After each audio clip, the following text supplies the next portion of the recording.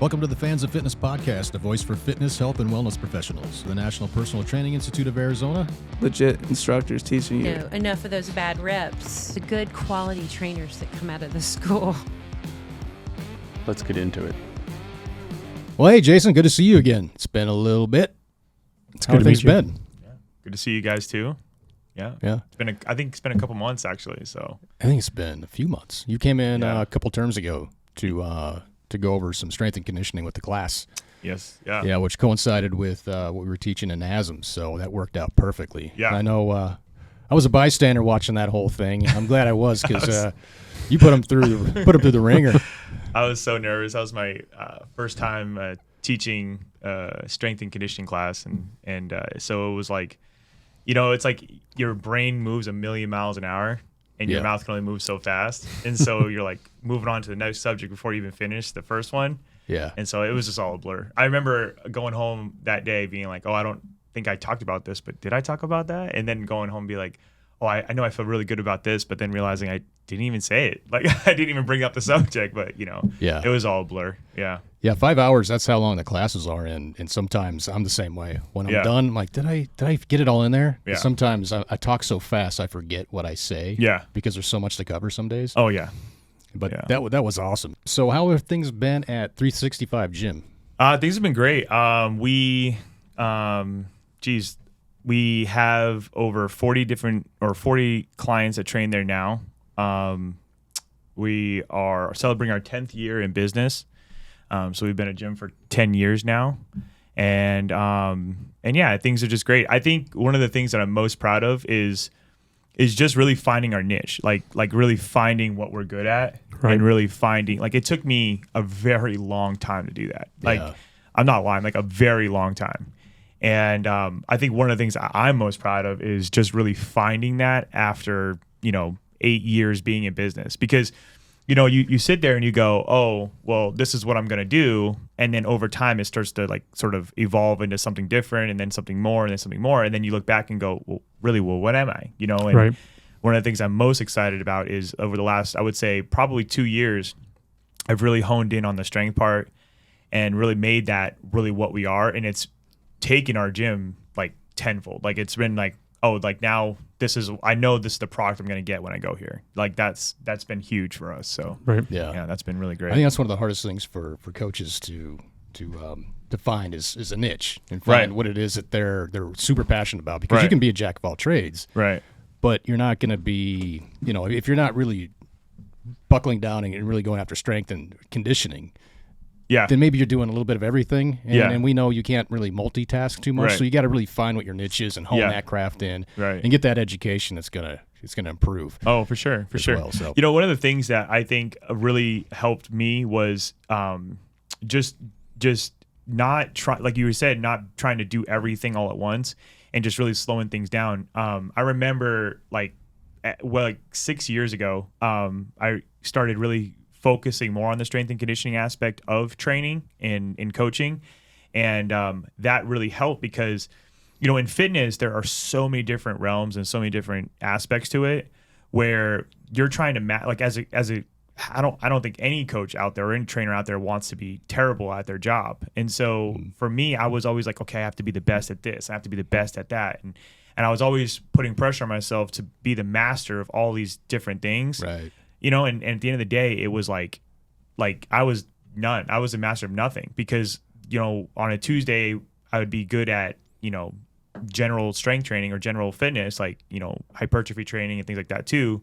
But then I would get bored with it on Friday, and then I'd go into, plyometrics and, speed, agility, and quickness on Saturday. It was just like I was just doing too many things all at once. Yeah. And that really hurt my business. It hurt me as a coach. It hurt my my business model as far as like how to sell things and how to convey a product.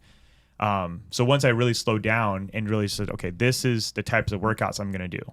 This is the type of training I'm going to do. This is the type of this is the type of sessions my clients are going to have when they train with me. I was able to now, when I go into a consultation or I go into a potential client meeting, I'm able to now say, okay, this is what you're going to expect, rather than like, oh, well, when you're with me, you could do this, you could do that. Like, it's crazy once you know what you're doing, and once you not even just know what you're doing, because it's kind of relative, but like once you are confident in what you're doing, it's crazy how much it takes your business, you know, to newer heights and stuff like that too. Yeah, so you found your identity. Yeah, so exactly. It's easier to describe to somebody what you do at 365 Gym. Exactly. Instead of, well, we do it all. Yeah, exactly. All of it? Yeah, there's a lot. Yeah. You know. I remember I was hiking a mountain one time, and this guy walks up and says, "Hey man, you look like you work out." And I was like, "Yeah." You know, he goes, "Where do you work out at?" And I told him, you know, "Hey, I own a gym," because, you know, it's always good, you know, to market yourself out there, right? Yeah. And he goes, "What do you guys do?" And this was years ago, and I was like, well, we work out. Yeah, exactly. Well, and then I remember like that, and I remember being like, oh yeah, no, that's a terrible answer. Like there's no confidence in what we do, so therefore he's not going to reach out and come back. And so, you know, once we were able to be like, oh, this is what we do, I was able to answer those questions more thoroughly and stuff like that. Yeah, so like elevator pitch. You know, Yeah. saying what you are precisely in the least amount of words, so people are like, oh, okay, Yeah. I know exactly what you're saying, instead of Yeah. taking 5 minutes to explain Exactly. what you do. Yeah. And And this was like on a mountain too. Yeah. And that's my problem is I've been a software developer for 35 years. Yeah. And I still have a hard time with like, people are like, what do you do? And I'm like, Well, you do everything. there's so Yeah. much. Where do I start? Yeah, exactly. But I still need that like 8-second elevator pitch of this is exactly what I do. Yeah. And honestly, and then when you tell people, it's so funny because when you tell people your strength, the first thing they think is powerlifting. Right. And so when you tell people, hey, we're strength, you know, and they go, oh, so you just squat, bench, and dead? And I'm like, well, no, I mean, we do other things too, but you know, like that's and so now you have to sort of elaborate on the strength part and understand like how it affects, you know, athletics, and understand how it affects general movements and functionality and stuff like that too. So, you know, when it comes to like, you know, talking to people, I mean, you can say strength, but then you also know in the back of your head, you're like, oh, I didn't say, you know, that word of this. They probably think we're a powerlifting gym. Maybe they took the NASM. Maybe they took NASM and like, oh, well, that's phase 4. That's strength. So that's max strength. Yeah. You know, the gym is doing really well, and I remember I kind of wanted to talk a little bit about, you know, sort of the upbringing. I think I might have mentioned this before we went on air. There's a couple things I just wanted to bring up, and the first one was you know, I just wanted to bring up our story, or my story. I think it's a super inspiring one, and I think that it's one that a lot of people can relate to, and then a lot of people can sort of find like the motivation to keep going. But like sort of how we started and how 365 Gym came about, because it's kind of a weird way that it kind of came about. But you know, I'll take it back to you know, long time ago, right? So I was working at Safeway as a bagger, you know, and it's in high school. Actually, real quick, but even before that, my freshman year, I remember dropping out of high school to work at Subway. Because you had dreams. This is a great story. So I remember I made my first paycheck. It was $90. And I thought I was loaded. Like, I thought I was the king. I mean, I was like, dude, $90, this is so much money. Like, I was like 14, 15 years old. Like, you know, I mean, I was like, you know, and I remember working at Safeway, it was kind of the same thing. Like, I remember like being a bagger, and then they'd be like, hey, you know, if you want to work third shift, we'll give you 25 cents more. Or, hey, if you want to work an extra 10 hours a week, we'll give you 10 cents more. And, you know, there was always like pennies more, you know? Yeah. And so where I'm going with that is I ended up working my way up through the company, where I eventually, you know, had a big, you know, corporate position. Right. And then this company called Sprouts came in and sort of, you know, bought me out. They came in and they said, hey man, we're going to offer you the same thing, and, you know, come work for our company. Oh yeah. And this is before Sprouts was even a thing. Like, this is like, I think they had 8 stores at the max. Wasn't that their first one here that you were working at? I worked at their second one here. Yeah. And then I worked at all of them here before they went big, but I worked at like their second one, and I was just working my way up. I thought I was going to be in retail, but there's a point on why I'm going with this, right? And so I remember I worked my way up through Sprouts, and I ended up taking a position in California where I had like a place on the beach. Like, I had a house on the beach. I had a big corporate position. I had like, it was like the Moving life. up. Wow. I was 26 years, I was 25 years old. Like, dude, I was on top of it. And I just remember being like, I'm still not happy. You know, like, I still am not happy at what I was doing, you know? And I'm sure a lot of people can relate to that feeling, you know, going into a 9 to 5 and then just being like, hey, you know, this job kind of stinks and I don't want to do this job. And so I ended up quitting that job, like literally walked into the office and quit to move back to Arizona to basically live on my buddy's couch and pursue fitness. Because I had always been into fitness, working out in school and, playing sports and stuff, but I never really like made a career out of it. And so I remember literally quitting the job, moving back to Arizona to live on my buddy's couch. And I immediately went to school like that week and started getting my cert and, trying to build up what a trainer was, right? Got a job at 24, which I still to this day, I brag about how great that gym was because it was such an amazing concept. It molded me. I know it molded you. And it made so many great, like without that background in 24-hour fitness, I don't think that people are or will ever be as successful because it basically makes you own a business without owning a business. Right. There's little risk. Yeah. I don't think I've ever been in one. I don't think there's none left here in Arizona. Yeah, there's no one in Arizona, but there is a couple in California too. But one of the things I appreciated the most was, like I said, just them being like, "Oh, here's your business. You just operate under our title." Right. And that made me learn real quick what an independent trainer was, what a a self-employed person was. Well, also their business model was really good for us, and you don't really find the same thing in the commercial box gyms anymore. Right. Because at 24, that's my first job as well. When I got out of National Personal Training Institute in Portland, I went there first, and you had your own business. It was your own business. They let you go. They let you go. You had to. Absolutely. You had to. They did find clients for you, and they put them on your schedule, and then you would build those relationships, and hopefully they'd stay with you. Retain them and all that. But also we had to walk the floor. Yeah. And we had to gain trust of the clients. And one of the things that I did was I would just hang out up front and say hi to everybody and try to memorize everybody's name. Right. Absolutely. And gain trust. And then before I knew it, 2 months in, I'm completely full. Yeah. Like, this is kind of cool. That's great. I only planned on being there for 6 months and I was going to go independent. Yeah. I ended up being there for 14 because I'm like, this isn't actually a bad job. Oh, absolutely. At 24. And they paid you based off your education. So they forced you to learn. It wasn't just like the certified 18-year-old kid who just took this weekend certification. They forced you to get smarter, basically. Oh, really? And learn. That's awesome. But I remember working. I left.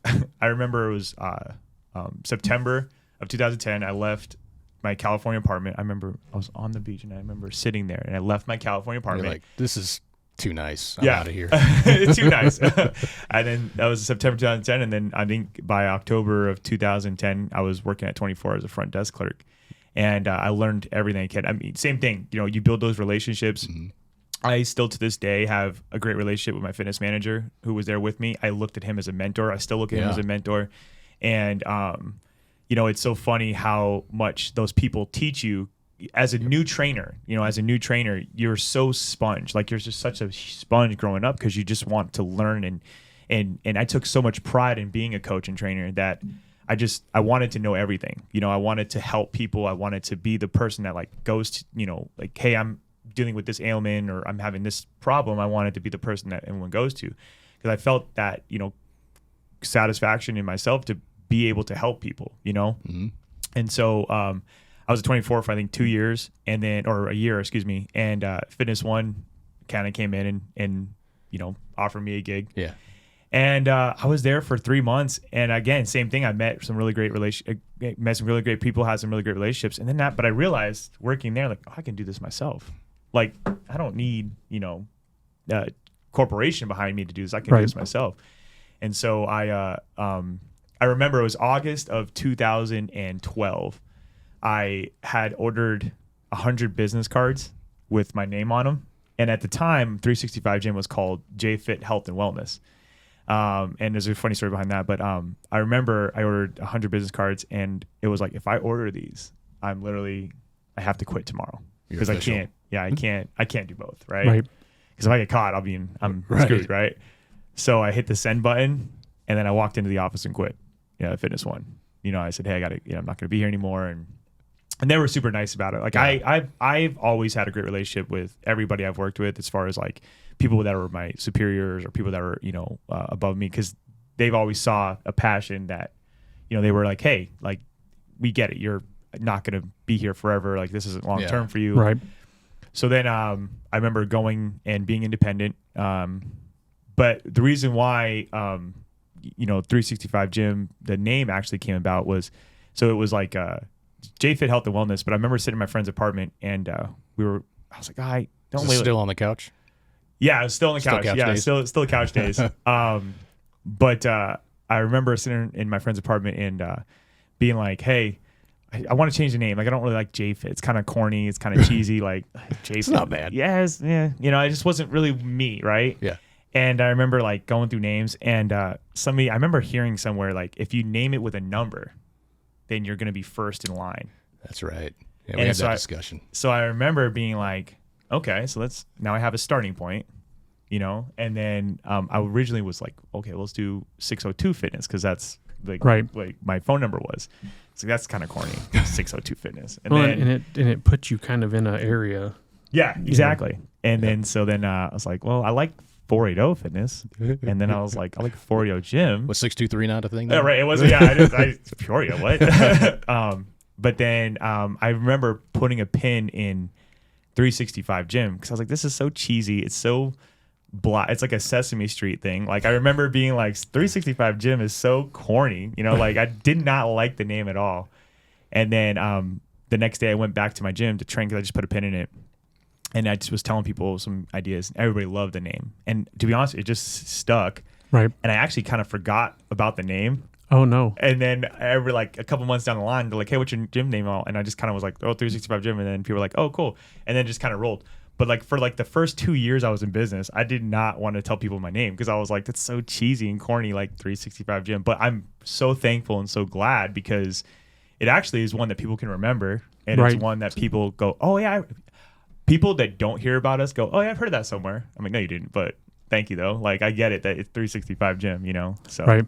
But going back to, you know, that the transition from working a corporate job to being a trainer, during the time that I was going to school to learn and get certified, I remember I came back from California and living on my buddy's couch. And then, you know, I was kind of going through the whole transition of what I was going to do with, you know, my life as far as like getting it together. Because from a professional standpoint, I knew what I wanted to do. But from a personal standpoint, I mean, I had a girlfriend here. I had, you know, friends, very little money. Like, what was I going to do? So I remember, and this is where I get, you know, the inspiring part comes is I remember just being like, I'm just going to be homeless. You know, I'm just going to be homeless, right? Like, and so I drove a 2007 Ford F-150 that I bought. And was making payments on. And when I was working front desk at 24 Hour Fitness, I was homeless for the entire year. Like I lived in my truck. I showered at 24. Oh, wow. I hopped from apartment to apartment to apartment because my buddy eventually was charging me rent, but he overcharged me. I didn't have any money to pay him, you know? So he's like, oh, dude, you got to go. So I remember just like hopping from couch to couch to couch. I remember like, this is going to sound really weird, but I remember like meeting members and like, you know, going out on dates with them and be like, oh, can I stay here? You know, like I just remember like just doing anything that I could to try to survive. But during that year, like I built up so many great relationships. I didn't care where I lived because I was at work the whole time. You know, it's like if you ever traveled for work, like who cares what hotel you get because you're only going to spend an hour in the hotel anyways. Right. You know, so I never understood why people go, oh, we go to Vegas and we stay at the Luxor for $800 a night. I'm like, why are you gonna stay there? Fremont like, Street. Right, yeah, right. It's like go with Fremont Street. Yeah. But like, so at the time, my sole focus was to just be the best coach and trainer. It was to grow my gym. It was so when I worked at 24 Hour Fitness, I'm not kidding. I was so hell bent on trying to be the best and trying to build and trying to just understand this fitness realm and trying to be, because much like working at, you know, Safeway and Sprouts, I wasn't just working there just to be a bagger my whole life. Like I wanted to move up and as quickly as possible. And they kept giving me more and more raises to do more and more. And eventually, like, you know, it got to a position where it's like, oh, I now have I know what a great work ethic is. Yeah. And one thing that I think God blessed me with was the ability to work. Right. Because I don't think that anybody, and I can't speak for everybody, but I promise you're not going to outwork me as far as like trying to build something or grow something. So, you know, one of the things that, you know, when I was homeless, I specifically remember staying at this apartment on 27th and Northern. And it was an abandoned apartment. Somebody had left it for me. They're like, hey, I'm moving. It's, you know, a free apartment. The rent's already paid, but, you know, I'm out of there. Right. I remember specifically like taking 24 Hour Fitness used to have these like yoga mat things, but they were foldable. and I remember stealing it from there to use as like a mattress, right? I had a couple of gym towels that I used as blankets. I remember I just remember like sleeping in this living room that was abandoned. I couldn't lock the door because I didn't have the keys. Like, it was an abandoned apartment that they were going to turn it over, but they had already paid for a month, you know? Uh-huh. But I remember watching basically learning workouts and fitness on my phone, but I would stay up all night learning how to train better and be a better coach and trainer. And I would cover myself up in these towels. I used dirty clothes as a pillow. I remember I had nothing. Everything that I had was in the back of my truck. And I remember so I got paid nothing too, because when you're a trainer starting out, your wages you're pretty much working for free on everything you do. Yeah. And I remember being oh, here's $20. You get $20 for groceries for the week. Go to the dollar store. You get, I can tell you what my grocery list was. It was 6 eggs, 2 quarter gallons of milk. These are all dollar groceries because that's all I could afford at the time. It was 20 packets of ramen. It was of course, for $2. Yeah. But yeah, I remember going through those tough times, and I remember during those tough times, it really shaped and molded of, a lot of people say it's resiliency, but to me, it's just more it's either A or B. You're either going to run back home and take the corporate gig and do that, or you're going to make this work. It's and that's sort of how I've always been. That's probably been how I've always been in not just my career, but everything in life. It's black and white. It's A or B. It's either you're going to make this work and you're going to do this so it does work, or you're going to do the one thing that you hate and you're not going to want to do. So yeah, I look back on times like that and just look at how much easier life was. Oh, for sure. How much minimalistic life was. It's man, can I just go back to that? Yeah. I'd live in my truck right now if I could. I don't know about being homeless, but yeah. Well, I think it too. Yeah, absolutely. Because you're there's so much less worry and stress because you only have to focus on one thing. Yeah. And when your only sole focus is on trying to build and grow something, it's so much the enthusiasm and the excitement, because every day you're hitting a different goal. Right. When you start to expand, it's like people that make more money. When you make more, you spend more. Oh, and those extra spending comes with extra responsibilities, which is extra stress. Yep. And so when you're not making anything, you only can worry about one thing. Yeah. So there's a lot. And that's where it goes back to where people are oh, if I was rich, I'd be happy. No. Yeah. You just have more bills. More bills, more Buy headache, more stuff. Yeah. more people wanting to borrow money from you. Yeah. More yeah. Yeah. I don't have that problem. But I think what you're saying is so true with anything. If there's something that you want to set your sights on, give it your all, so that if you do quit, you don't question yourself. You don't I didn't give it all my full effort, so I'll never know if I would have succeeded. So that's what a lot of coaches go through. They'll spend a month or two coaching, and they're I don't see me succeeding or nothing. There's no fruit of my labor so far. A lot of times, you and I, we started at 24. I went through the same school that I direct now, and I had an incredible education when I got out. But I still needed to learn how to teach, because I learned for 6 months. I was learning how to learn and absorb. And I'm all right, well, I don't have any clients. I can't go independent right away. Let's just get some reps in. Let's go out there. And even though I've been in positions where I was a leader of some sort, I've learned to communicate.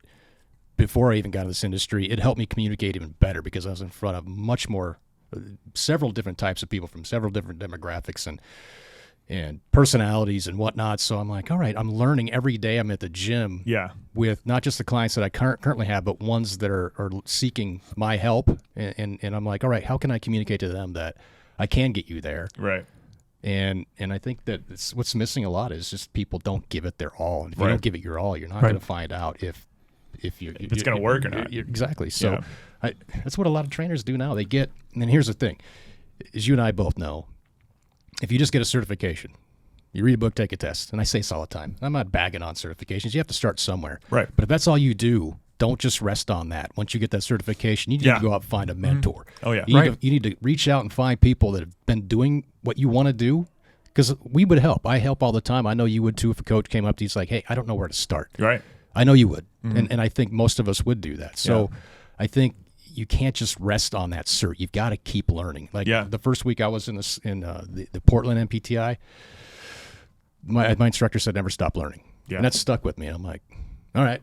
Because things do change in the industry. We do learn new things, even though most of the science-based stuff is going to stay that way. But there's certain things that come out, you know, not just tools, but also methodologies, new science in some cases. So he was right. Never stop learning, and I don't think you've got a problem doing that. Well, so, like our kids, I told them, live at home as long as you want. What? Originally, I said live at home as long. Kelly was like, "Oops, you're 18, get out." But I did that because I moved out quick. I went to college early and was out of the house right away, and I know what I went through with everything that I had to do, pay bills and all that kind of stuff. And I'm like, if you can live at home and focus on what you want to do and have a whole lot less stress of I got to pay rent, I got to pay my car payment, got to pay insurance, got to buy groceries, got to, like all of that stuff, you don't have as much time to focus on what you want to do. And that's kind of what you're talking about. You were homeless, but you were focused in on what you wanted to do. Well, and I think too that allows you the ability to get good at what you're doing. Yeah. I mean, that's something that I always, if I could give advice to young trainers, I tell young trainers, the top 3 things that I would tell them is, number 1 is, always believe in yourself, because self-efficacy is so important when it comes to starting any, not just a fitness business, but anything, you know. I mean, you can start a new program, start a new meal plan. You have to believe in what you're doing, because if you don't believe it, no one's going to believe in it. Right. And so having that ability to, be like, oh, I know that what I'm doing is going to work or is right. That's actually very difficult. Yeah. Because I think we live, and I can't speak for everybody, but I can say we live in an age where there's a contradictory point to everything. If I say the sky is blue, some people will be like, no, the sky is black. Yep. If I say, this is red, some people will be like, no, this is yellow. Like it's there's so much difference of opinion. And so when you're trying to convey a certain message, like, okay, hey, just so you know, like you need to be to help develop maximal strength and power, you need to be in 5 under rep range. Well, this one says I can go 8 and higher. Like, well, that's not, I get it. That's science-based information, but this is proven fact. Like this is where, and then, so you have to, and then you start getting in your own head because you start questioning your abilities as a coach, if you're even right.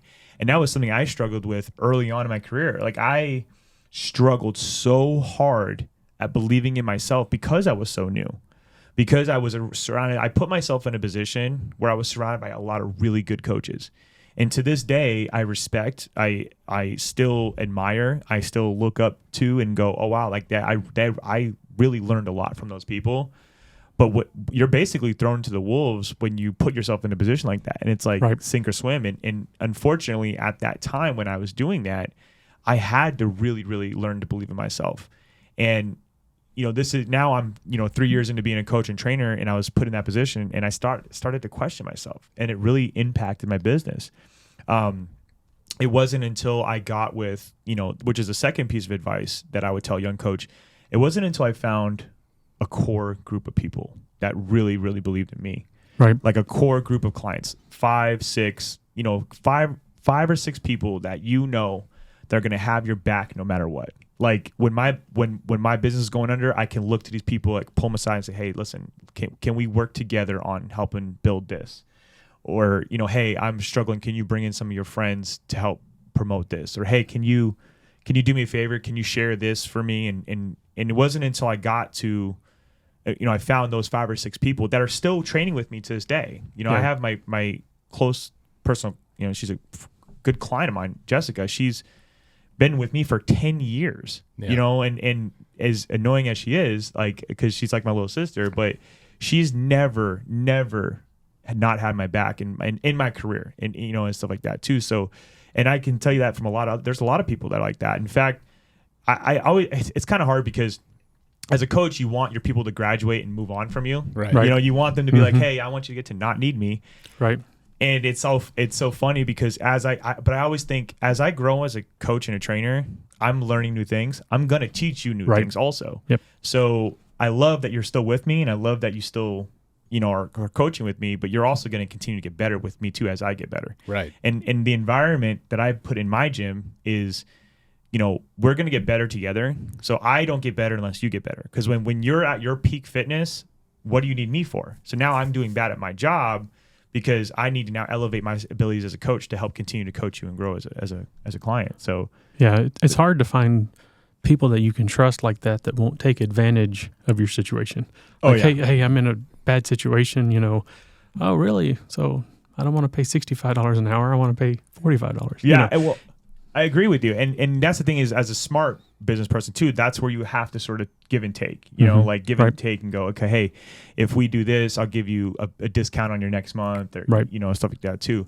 But 6-month package or something like that. Exactly. And that's the thing is when it comes to but those, you know, 5 or 6 core people, like those people that are going to be like, hey, we're going to show up, we're going to rally for you and show up at your client appreciation days, no matter what. And just those types of people that are always going to have your back are super important to gain, because you're going to have, it was explained to me like this. I had a really popular coach and trainer explain to me like this. You're going to have your sharks and your minnows, right? You're going to have the people that are going to be, you know, paying the top dollar, the ones that are going to be like, you know, hey, I'm on the high end package of, you know, what I'm paying.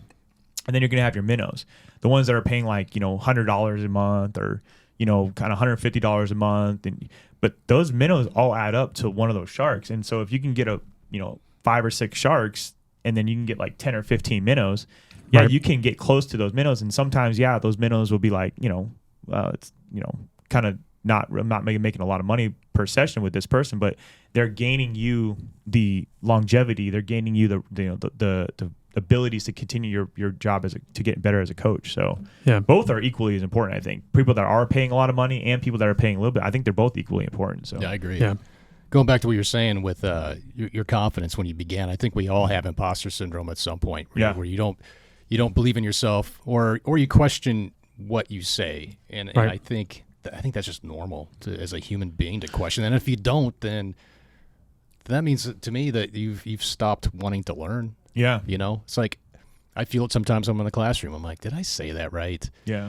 Yeah. And then I'll just question myself. But usually what I'll do, just like I did when I was a coach at 24, when I was independent, I'd go home and research that. I'm like, let me look that up. I was either I was right or I'm like, oh, I could have said this differently. Or maybe if it had something to do with programming, maybe I'll change this up because what I had originally down for program, it doesn't line up with science. Right. And I want it to all be science-based. Right. And absolutely. I do that with the business class.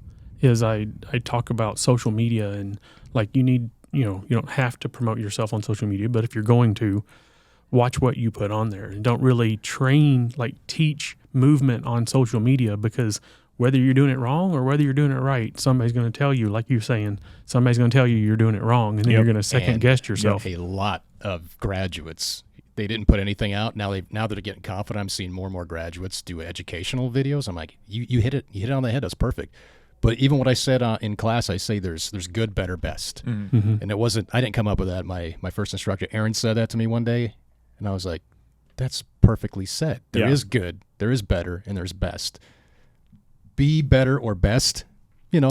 Yeah, I think when it comes to that realm of you know, it's so hard to explain and it's so hard to talk about because fitness is, like we were talking about before, fitness is so generalized. Like it's so hard to put one thing under an umbrella for everybody. Right. And when everybody's looking, this is the best way I explain it, right? Especially when it comes to nutrition. So I always joke about, because it was a joke like this when I first was coming up, but when you talk about nutrition with somebody, go to Barnes & Noble and take them through the nutrition section, right? You're going to have an entire wall dedicated to nutrition, and none of those books are the same. So, like, how do you know who's right and who's wrong? There's a lot of contradiction in all those. Exactly. Same with movement. Yeah. Same with movement. And so it's so hard to be like, oh, this is the right way to do this. And so a new coach coming up, you may think, oh, well, if I, high bar squat compared to a low bar squat. Well, a high bar squat's better because it, protects your, it puts more emphasis on your, less emphasis on your posterior chain and all that sort of stuff. It's like, but a low bar squat is a little bit better because it takes emphasis off your knees and it's like there's so much information to explain in that no one's gonna look 2 paragraphs down the road or 2 paragraphs down their caption just to read the difference in the two. So it's really hard. But I think if you just really focus on, and that's the thing about educational videos. If you really focus on, there were things I learned is entertainment, education, and I can't remember the third thing now, but those 2 things are like content based. Like if you're going to post something like that or talk about something like that, you definitely have to, hit the base points, because everything is going to have a base point, maybe almost like have a disclaimer, like this isn't for everybody. Yeah. Just, Yes, not everybody moves the same. Yeah, not everybody has the same, muscle imbalances. Yeah. So Right. Yeah, so like for new trainers out there, I would just say, hey, listen, if self-efficacy is so important, if you're in a position where you're questioning your abilities or you're questioning, like whether or not you're good at something, just keep at it. And like I said, I put myself in a gym where I was with coaches and trainers who have been training it with 20 plus years. And that made me a better coach. And there are a lot of days where I went home and I was like, oh man, I'm struggling so hard to be good at my job. But at the end of the day, it made me so much better because I was able to be around people who knew what they were doing. But maintaining that confidence during that, and like I said, and finding that core group of people to really help, keep your business going or keep your business afloat. And the last thing I'll tell a new trainer is you really got, we kind of talked about this before, but you really got to find out what you do and find out what you love and really find your niche. Right. One of the things I didn't talk about, but is when I first started training and coaching. So I kind of grew up, I don't know about you guys, but I kind of grew up like idolizing like the big bodybuilders guy. I was a huge wrestling fan growing up, and I grew up idolizing those Hulk Hogan. Well, I'm not that old, man. Come on. I'm that old. Yeah, you are. I was more the Stone Cold Rock, that era, Yeah. And so I grew up, but I was always fascinated with the way to get in shape, right? Like, how do you get in shape? And so I grew up, buying the magazines, like 6-pack abs in 10 minutes, like getting those tricks and tips and stuff like that. And so I had always had like a passion for like just overall like bodybuilding and stuff. And I remember I competed in a couple of shows. So I've done strongman competitions, I've done bodybuilding shows, I've done Spartan races, full marathons, half marathons. Like I'm just a very competitive person. So like if there's a competition, like let's make this. Let's go. Yeah, let's go. Right. And so I did so all of 2012 and 2013, I competed in bodybuilding shows. I think I did like half a dozen. I think the highest I ever placed was like second or something like that. I can't remember, but I remember I was always like passionate about the stage. Right. And so I went to, it was July of 2000. No, it was November of 2000 or October of 2012. I went to Vegas for the Olympia. And I remember walking around the Olympia stage and being so fascinated with it. Like I was like, oh, I got to be a part of this. Like this is fitness. I thought that was what fitness was. Like this is the epitome. This is Super Bowl of fitness. Like this is everything, right? So I got back home, and the first thing I did was Google like fitness shows in my area, right? And it just so happened this competition called Europa Games popped up, and they were coming to town in like October or whatever, right? And I ended up emailing the email address on the website, and I was like, hey, I don't care what I do. I'll go and I want to be a part of it, right? So they emailed me. No, I didn't hear nothing response for like a month, right? They finally emailed me back, and it's the owner. His name was Ed at the time, or he's still the owner, but like his Ed. He said, hey, be down at the convention center at blah, blah, blah this time. So my I'm trying to think of the right word. My self-assured, egotistical head thought that he was going to ask me to promote the show. So I'm spending a week in the gym trying to shred as much body fat. I'm trying to get in shape. So I show up. Oh, I'll never forget this. I was such a jerk, but I show up with my 6-pack bag lunchbox, with my gym bag full of gym clothes, because what if someone asked me to work out? Like I wanted to make sure I was prepared, not even thinking what the show was, right? I just knew that I was like, oh, this must be, because going to Olympia, like, oh, this must be fitness. I just stand here and look pretty, right? Like that's what I thought I was going to get asked to do, right? And I remember going down the convention center. I'm walking around looking like the biggest gym douche, and this guy, his name is Steve. He was the show manager. Him and I ended up becoming really good friends. But he pulls up in his golf cart and he says, hey man, I need you to go clean the bathrooms at the convention center. And I was like, are you serious? What? Like, I was like, clean the bathrooms. What? Yeah. Are you like an initiation before actually? Yeah. I was like, okay. And he goes, no, I'm just kidding. And I was like, oh, okay, thank God. He goes, no, but you need to put this, and he goes, but seriously, you need to put this obstacle course thing together. And I go, and it's this big crate, like about as big as this room. And you basically have to dig out an entire CrossFit gym, basically, thing of an obstacle course. And in this crate, there's spider webs, bugs, dirt, dust. I mean, you can tell this thing has not been, opened in like 6 months, whatever. You can just tell, right? Like it was. And I just remember that was the moment I go, okay, I can either stay here and do this job that they asked me to do, or I could walk away and be like, I'm too good for this. Like, I don't need this gig and go home. And I am so thankful that I stayed and did that job, that I dug it out, that I put it together, because what that allowed me to do was for 8 years, I traveled the country to put on fitness shows. I would put on fitness shows with the Europa Games. I would MC the shows. I ended up building a lot of really good relationships in fitness. I met a lot of really good people. I met people to this day that I still follow and I admire and, again, respect. Because what it did was it allowed me to go, oh, like fitness, and this is the, something I want to talk about, is fitness isn't what you see, right? And as a trainer and a coach, I think that's one of the things that I fell victim to when I was first coming up. 18, 19, 20 years old, you being a person who's so like influential, like who's so easily influenced on everything you see, fitness isn't just standing there and looking pretty. Right? Like there's a lot of, things behind the scenes that go into what we see on a day-to-day basis. And so like some of the secrets that I learned when I used to travel the country, I learned a lot of secrets behind certain things that I was like, that's why it's like that. So like, for example, and again, nothing that said is like, I mean, it's all facts, but like when you go to those expos, a lot of those same companies are just the same product rebranded into 6 different types of products. Right. And so as a person, like I'm a loyal guy, like I pride myself on loyalty. And as a person, I've always wanted to be like super loyal to one brand. And it was mind blowing to me when I found out that, that same protein powder they're using in those other, just different labels. Just white labeling. Yeah. And so it blew my mind because I was like, oh, you mean to tell me that those people that are standing in front of that booth, they don't even care about the product? They probably don't use it or anything else. And that blew my mind. Yeah. Like I was like, it's just marketing.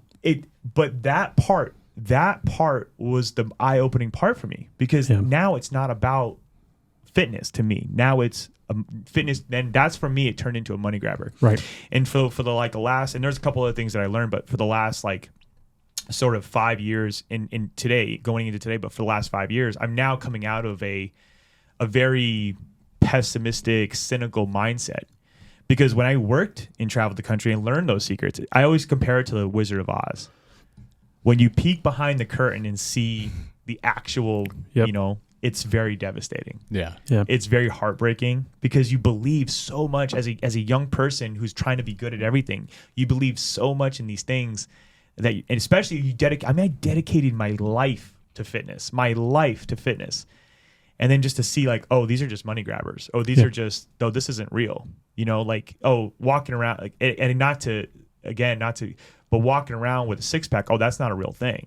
And that it's such an eye-opening experience. So any new trainer out there that's like really, trying to master, what fitness is, just be very careful, be very cautious, because when you peek behind that curtain, it can be very devastating. And it's also one of those things, I'm glad I did it, because if I didn't get to it, I would still be that naive to a lot of things.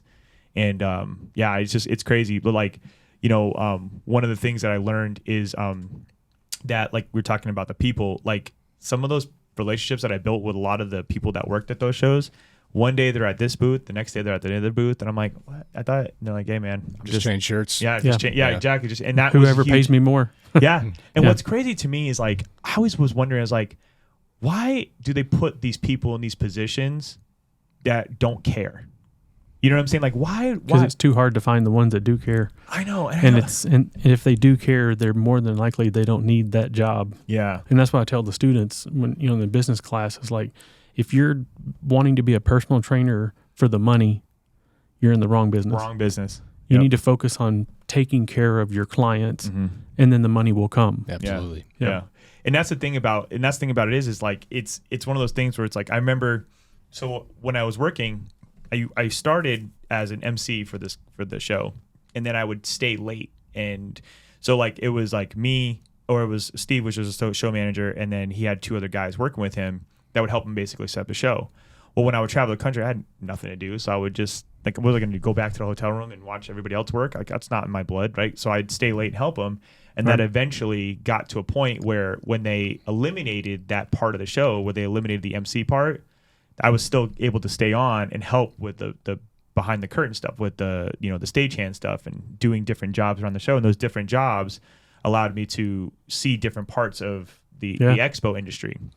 And then I ended up working so many different positions where I was like working with Bang Energy and all those other places where it was like, oh, this is again same thing. It's like, oh, this isn't real. Like this is all fake just to get their product out. And marketing. Oh yeah, marketing. That was a big thing. And it really devastated me because now, when you nowadays, like I don't want to admit this because it's kind of hard, but me personally, like I don't necessarily believe a lot in social media. Like if you look at my social media, it's somewhat non-existent just because it's not really my thing. I can't. It's so hard to keep up. It's so hard to keep up. And so I do all mine on relationships. I build mine off referrals, those relationships, because to me that's more genuine than the ones that are like, well, once you get to that point, that's what happens. You earn all that trust, you build those relationships, and they see who you are. They trust you, and they're going to tell everybody. It's the same thing happened with me as well. I didn't really market. I cared. I was passionate about what I was doing. I was passionate about helping my clients, and after a while, I didn't really have to do anything to get clients because they were telling their friends, they're telling their family, and that's how my book stayed full. It's because I was given that attention, and I gained their trust. And after a while, I think a lot of new trainers are like, how am I going to get clients? Well, there's a bunch of ways. I did like my time with 24. Not everybody can say they go to a box gym and they're like, I enjoyed it. I did. I learned a lot. But that's where I honed in my craft, and that's where I learned how to gain trust. Well, it's not something that was fake. It was just, hey, I really love being in this industry. I want to help you. And people can see that when that's really what your ultimate objective is. Absolutely. And you just gain trust, and before you know it, people want you to succeed. I'm here because somebody believed in me. And I feel like the social media side of the business for personal trainers is more to show what you do and kind of credibility that you've been out there for a while. But I wonder just how many people get business from social media. That's a great point. I literally had this, I was having a conversation because even to this day, I hire a business coach, and I was having this conversation with her literally every week. She always asks me like, have you got anybody from social media? And I was like, no. And she's like, so stop doing it. You're wasting your time. Right. You're wasting your time if there's no return on your investment. And we talk to the students about that all the time is, we have some places that we go that they're like, social media. Yeah. And then Travis, was like, you don't have to do social media. You don't. You can to help your business a little bit, but it's not required. Right. Well, again, going back to that analogy of the trade show, the expos, is like you were saying, like they build trust, like because you're not changing shirts, because they see you for the same every single day. It builds that trust, and it's oh, this person's not promoting one product one week and then the next different product next week and then different product the following week. It's like, oh, the message stays the same. It's so hard because once I stopped using social media as a tool and started using it more as like a fun engagement, like things to do for a fun and engage with certain people with, it started becoming less stressful, right? Like my media plan, my marketing plan, I think is 10 to 15% social media. And honestly, a lot of that is just like, it's kind of like not throwaway information, but it's definitely not ones that our people are going to be like, oh, I'm not trying to go viral. Let's put it that way. Right. Like I'm not trying to bench press a couch while I'm hanging upside down. No, we've all seen that video. But what I'm saying. Yeah. So, and I think that's where social media, I think the word of mouth is the best. Yeah. And I think social media brings that word of mouth to you.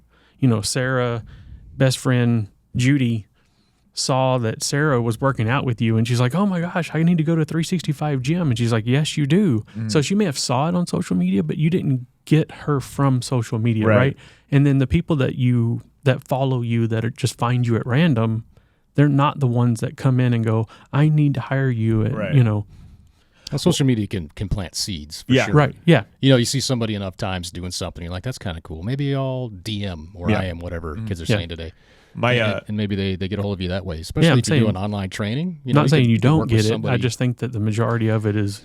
One of my friends. Yeah, I agree. Yeah, one of my friends, my friend Brittany, she explained to me like this because she was big on it, and she goes, it's a landing page for people to see you, right? So like you can if you just create a small page, and you just have something where people can click and have it be a legit presence, because if obviously if you're on Instagram and you tag the location, people can click on the location and see, this is a legit place, rather than be like, oh, where's this? So if you go to my gym now, it's kind of funny because this is so dumb, but I pride myself on being the Fight Club of fitness. So if you don't know about us, you don't know about us. First rule. Right. Yeah, first rule, right? First rule of Fight Club. So we don't have a sign on our door. We don't have... Our door actually says push when you're supposed to pull. Yeah, I couldn't find you. First time I came and saw you, I'm like, we don't want you here. Yeah. So if you don't know about us, you don't know about us, right? So when you walk in, I mean, I'm sure because Travis has been there. The biggest comment that I get all the time is, "Wow, I was not expecting this," because it's full of equipment and it's just it's a legit place, right? So how actually big is it? How big? So it's at 1,100 square feet. Okay. Yeah, there's 3 power racks, a bunch of machines. I have every piece that you name, every piece of equipment in there. People say it's crowded. I don't think it's crowded, but I'm also biased. I don't think it's crowded. I've seen some really crowded places. So. I thought it was well organized. Yeah, exactly. Stuff there, but it's not about this much space between bars. It's fine. It's enough room. Yeah. But so what's funny is, like I said, I take a lot of pride in not having that. But I know I should obviously for drive-by purposes, for walking purposes. But at the end of the day, I've never had somebody walk up to me and be like, hey, I found you on Instagram, or I've gotten this. Every relationship, and again, going back to, finding that core group of people, when you do find that core group of people, you then can use them as I call them the anchors to the sessions. So right now, every hour is fully booked for me. And so every hour I have one person that's been with me for over 5 years in each hour. Wow. And so 6 a.m. I have, obviously my friend Jessica, she's the not the leader, but she definitely sets the tone for all the new people coming in. Yeah. And then 7 a.m. I have obviously my girl Mary Bell, who sets the tone for all people coming in. And every hour has a different person that's like, oh, this is what I could potentially get to, if I stay here. Right. And then they see my relationship with them, and then they go, oh, I want to have that same relationship with him too. And then next thing you know, that's the stability that has allowed me to grow my gym and build those relationships. So I don't know how it happened for me to be able to, because I'm a doses guy. Let's put it that way. You can only take me in doses, right? So, but for some reason I've been very blessed and very, very lucky to have a lot of Lindsay's and Dana's and a lot of the people that really mean a lot to me. That go, hey, you know what? I can really count on those people to help in any situation that I have. So going back to, I said, having if I could give advice to a young trainer, it would be to have the self-efficacy, believe in yourself, have that core group of people, and really, really master the things you're good at. Because when I was traveling the country and really, like I said, peeking behind the curtain and seeing things for what it was. Not gonna lie, I really started to hate fitness. Imagine your entire world being crushed, right? Oh yeah, for sure. That's what happened when I found out that the professional wrestling was fake. Well, yeah. I thought Hulk Hogan was really actually beating the crap out of Randy Macho Man Savage. What is wrong with you? It's not fake. Man, are you kidding me? I hope you're right. Go to bed early. It's so fake. Yeah, it's so funny because, did you really not find that out like that? I think I was in the 7th grade, which is still too old to still believe. Yeah, right. I had Hulkamania stuff and posters and, Yeah. Then I found that out. I was like, you're a liar. Don't say that to me. Yeah, I was a young kid. I don't remember how old I was, but my grandfather came in and goes, that's fake. And I won't say what else he said, but that was worse than finding out Santa Claus was fake. Yeah. That's where I thought you were going with it. That hurt. Yeah, but I think it was that time they put like Hulk Hogan in the hospital or something like that. When they like just beat him to death, and then my grandfather came in and he's like, "That's all fake," and I'm like, yeah. No, he's going to the hospital. That's fake blood. And I thought they were all natural too. Yeah. Oh yeah. Yeah. Well, that was the same thing too. Like when you're chasing a physique or when you're chasing a certain, standard, that's really hard too, because, there's the God, I hate comparison, because in fitness, there's always the comparison, whether it be how successful your gym is or, how successful your business is to how well you look, or, there's so much comparison that one of the things I learned, and again, going back to a lot of a dark time, during that time where I was so very pessimistic and very naive or very cynical about fitness, because there was a time where I didn't believe anything. Like I would literally research papers and be like, what's the hidden agenda behind this? Yeah. Right. Watch a documentary and be like, well, what are they really trying to tell me? Yeah. What are they really trying to sell Follow me? the money trail. Yeah, exactly. Right. So there was a time where it was always about that. And I remember it was really dark because, my gym was suffering because I didn't believe in lost belief in myself because I didn't believe in my product that I was selling. I didn't believe my wife and I were struggling because we were trying to figure out what I was going to do. Like 15 years of dedicating to this craft, and all of a sudden it's like, you can't just go get a job at a bank at that point, right? You can't just go back to working a 9 to 5. So you're like, well, now what do I do? Right. So like what I think for me, what got me out of those times was, number one, it was going back to a lot of the basics, right? It was getting recertified and getting back to, because that's when during COVID, when COVID hit, that's when I got recertified as a strength and conditioning coach, reevaluating what my purpose was for being in fitness. Because regardless of what someone's trying to sell to me or what someone's trying to make me buy, like, I know what I'm doing is good in helping people. And then I started like really watching who I was surrounding myself with. Yeah. I stopped training the people that were like, oh, I want to look like a bikini model. I stopped training the ones that were like, I want to have 6-pack abs. I stopped training those people. I started to really train the people that I wanted to train, the ones that believed in strength, the ones that believed in conditioning, the ones that believed in power, the ones that believed in movements rather than exercises. And I really started to really be like, hey, I started to say no to clients.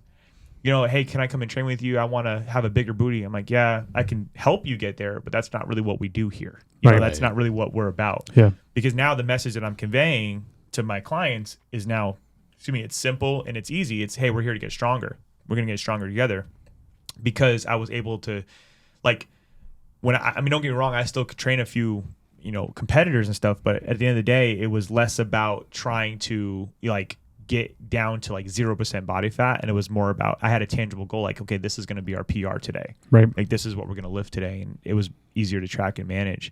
But yeah, that's the things that got me out of those dark times. It was really being able to go, okay, what do I love? Like, what is the things that get me excited about? Don't get me wrong, I love bodybuilding the sport. I love bodybuilding the sport. I think it's a great sport and it's very difficult. And people ask me to this day, they go, are you ever going to compete again? I couldn't diet. It's a lot of work, man. I can't diet like that. But at the end of the day, I applaud anybody that puts their heart and soul into that, because I still meal prep. I just had shrimp and rice on the way here. So I still meal prep. You got that going. Yeah. I still try to keep it, Yeah. But I definitely don't put as much emphasis on the aesthetics part of fitness as I used to, just because, again, being mature now in fitness and mature in my growth, I was able to sort of see like that curtain. But now I have different goals, and goals need to be stronger. Actually, that's actually one of the things that I was able to do was compete in strongman from that.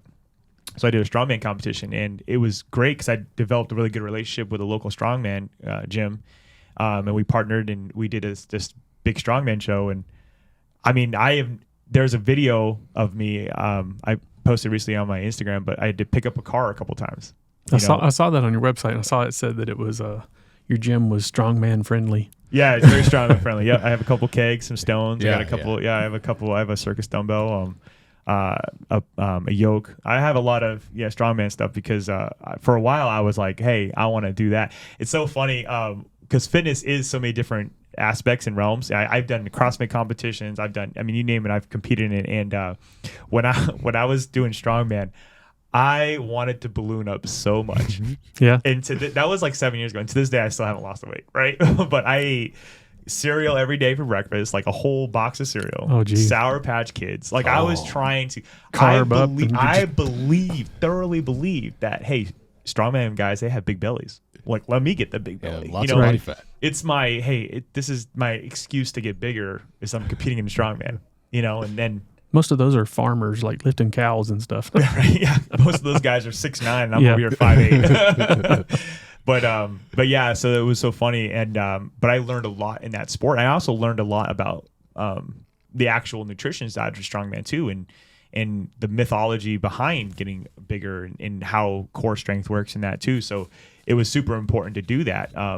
Again, but had I not have the passion for fitness that I had, I would have never been able to help coach somebody in strongman or even just help them understand the sport a little bit better. I'm not saying I'm an entrepreneur or a ambassador of the sport, but I am saying I did dedicate a lot of time to it, and I did competition, and I definitely have a better understanding for that part of that strength of fitness in that sport. So, what did that competition look like?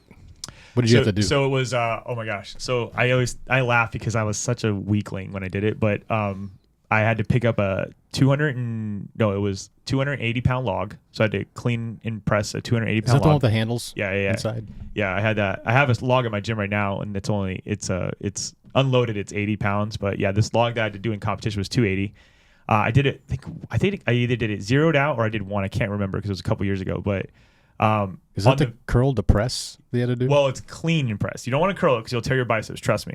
You don't want to curl 280. it. I don't know. 280 curling is not a good. Probably you want to clean Yeah, that. Yeah, that's clean that. But then after that, it was the farmer's carries, which was 350 each hand. No, it was 300 each hand. Excuse me. So there's a video of me doing all this stuff. And then so it's 300 each hand. I carried it. Oh, wow. And I remember the competition was so funny because I bartend on the side, so I have no problems being around people or in front of a mic or whatever. So they're interviewing people after these events, and the lady walks up, and I remember just blacking out, and I remember cracking a bunch of jokes right after this event, and everybody's laughing, and I remember going, "What just happened?" Like I was so out of it, because I just carried for 60 yards. 300 pounds each hand. Wow. And it was so fun. And then after that, it was the car deadlift, which I think I did that twice or three times. I picked up a car 2 or 3 times. What kind of car? It was a Dodge small SUV. So there was like the hybrid. It's like those new cars now. They're not sedans or cars, like a small SUV cars. So it was one of those. And then and then I had to do the over the bar sandbag toss. Oh, that looks fun. Yeah, that was pretty fun. And then I failed at the stone. So it was a 350 stone I had to put up onto a platform. Atlas stone? Yeah, the Atlas stone. Oh, those are so hard to pick up. And it's all technique. Yeah, because they have them at the Spartan races. And I think every single one that I've done quite a few, they've always got that thing. Yeah. The first time it was like, I'll figure it out. And the more I did it, the more I was like, I know what to do. Yeah. It's like flipping a heavy tire. There is some technique to it. There's a lot of technique to those stones, yeah. But those things are amazing. Yeah. So you did Spartan races. Oh, yeah. How many did you do? I've done about 9 or 10. Yeah. What's your favorite? Because I've done 3 Spartan races. I've done, location? Or location or just event. Well, I've only done the Portland Sprint. Yeah. Because in Portland, it's actually in Washougal. That's where the sprint is. So they call it Portland because it's close. But I've done Portland and I've done Seattle. So the Seattle had, one year they had the Beast and the Super in the same calendar year. Yeah. And of course, to get the trifecta, which, Yeah, you have to do. You got to do 3 in a calendar year. So I got some clients to do the sprint with me in Portland. And then half of them fell off when we went to do the Super in Seattle. And then only one remained for the Beast in Seattle. So it was my buddy. Was the Beast hard? Grant. Yeah. It's at an equestrian center. Okay. So in Seattle, it's just I forgot I think it's Bellingham maybe or Bremerton. It starts with a B. But it's at an equestrian center. And the first time we did the Super was actually hard because it was raining that day. Yeah. And it's you're wading through mud that's up to your knees. So people are losing their shoes because they're taking their feet out, and that suction's just taking the shoe right off you. Now you've got to dig 2 feet of mud to find it. Yeah. So I did a penguin across it. Yeah. I'm like, nope, I'm just going to slide on my belly to get through this. It worked. It took a while. It was really awkward looking at me doing barrel rolls and anything I could do not to submerge my hand or my feet in the mud. But it's also an equestrian center, so it did have a specific smell to it. Oh yeah, yeah. So you're like wondering like, hey, what's and then they placed that. Oh wait, I'm thinking the Tough Mudder. I've done Tough Mudders too. Why does this carrot look chewed over here? I know, right? Or the horses. But that one was terrible. I cramped up super bad. Yeah. If you've ever had hamstring cramps, it's the worst. Oh yeah. So I was Frankensteining over the finish line. I was locked legs because if I flexed my knee at all, I was going into a full cramp, and I was on the ground. My wife she's trying to straighten my leg out for me, and it was that time that I was looking around the entire race. I'm like, why are there so many mustard packets all over the place? There's mustard packets everywhere. Huh? It helps with cramps. There's okay. What's that? I forget the name of the chemical that's in there that actually impedes the signal to your muscle from your brain. Really? So I did some research on it, and I'm like, okay, this is valid. This works. And when I do the beast, I'm bringing it. We stopped at, there's a AM/PM right before you turn into the equestrian center. Right. I walked in, where they make the hot dogs. Yeah. I'm like, oh man.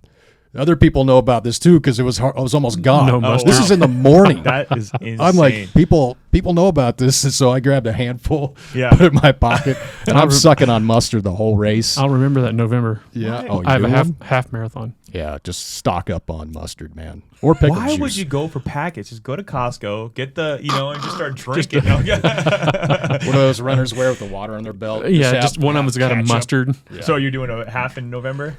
Yeah. Which are you doing? Is it a? It's the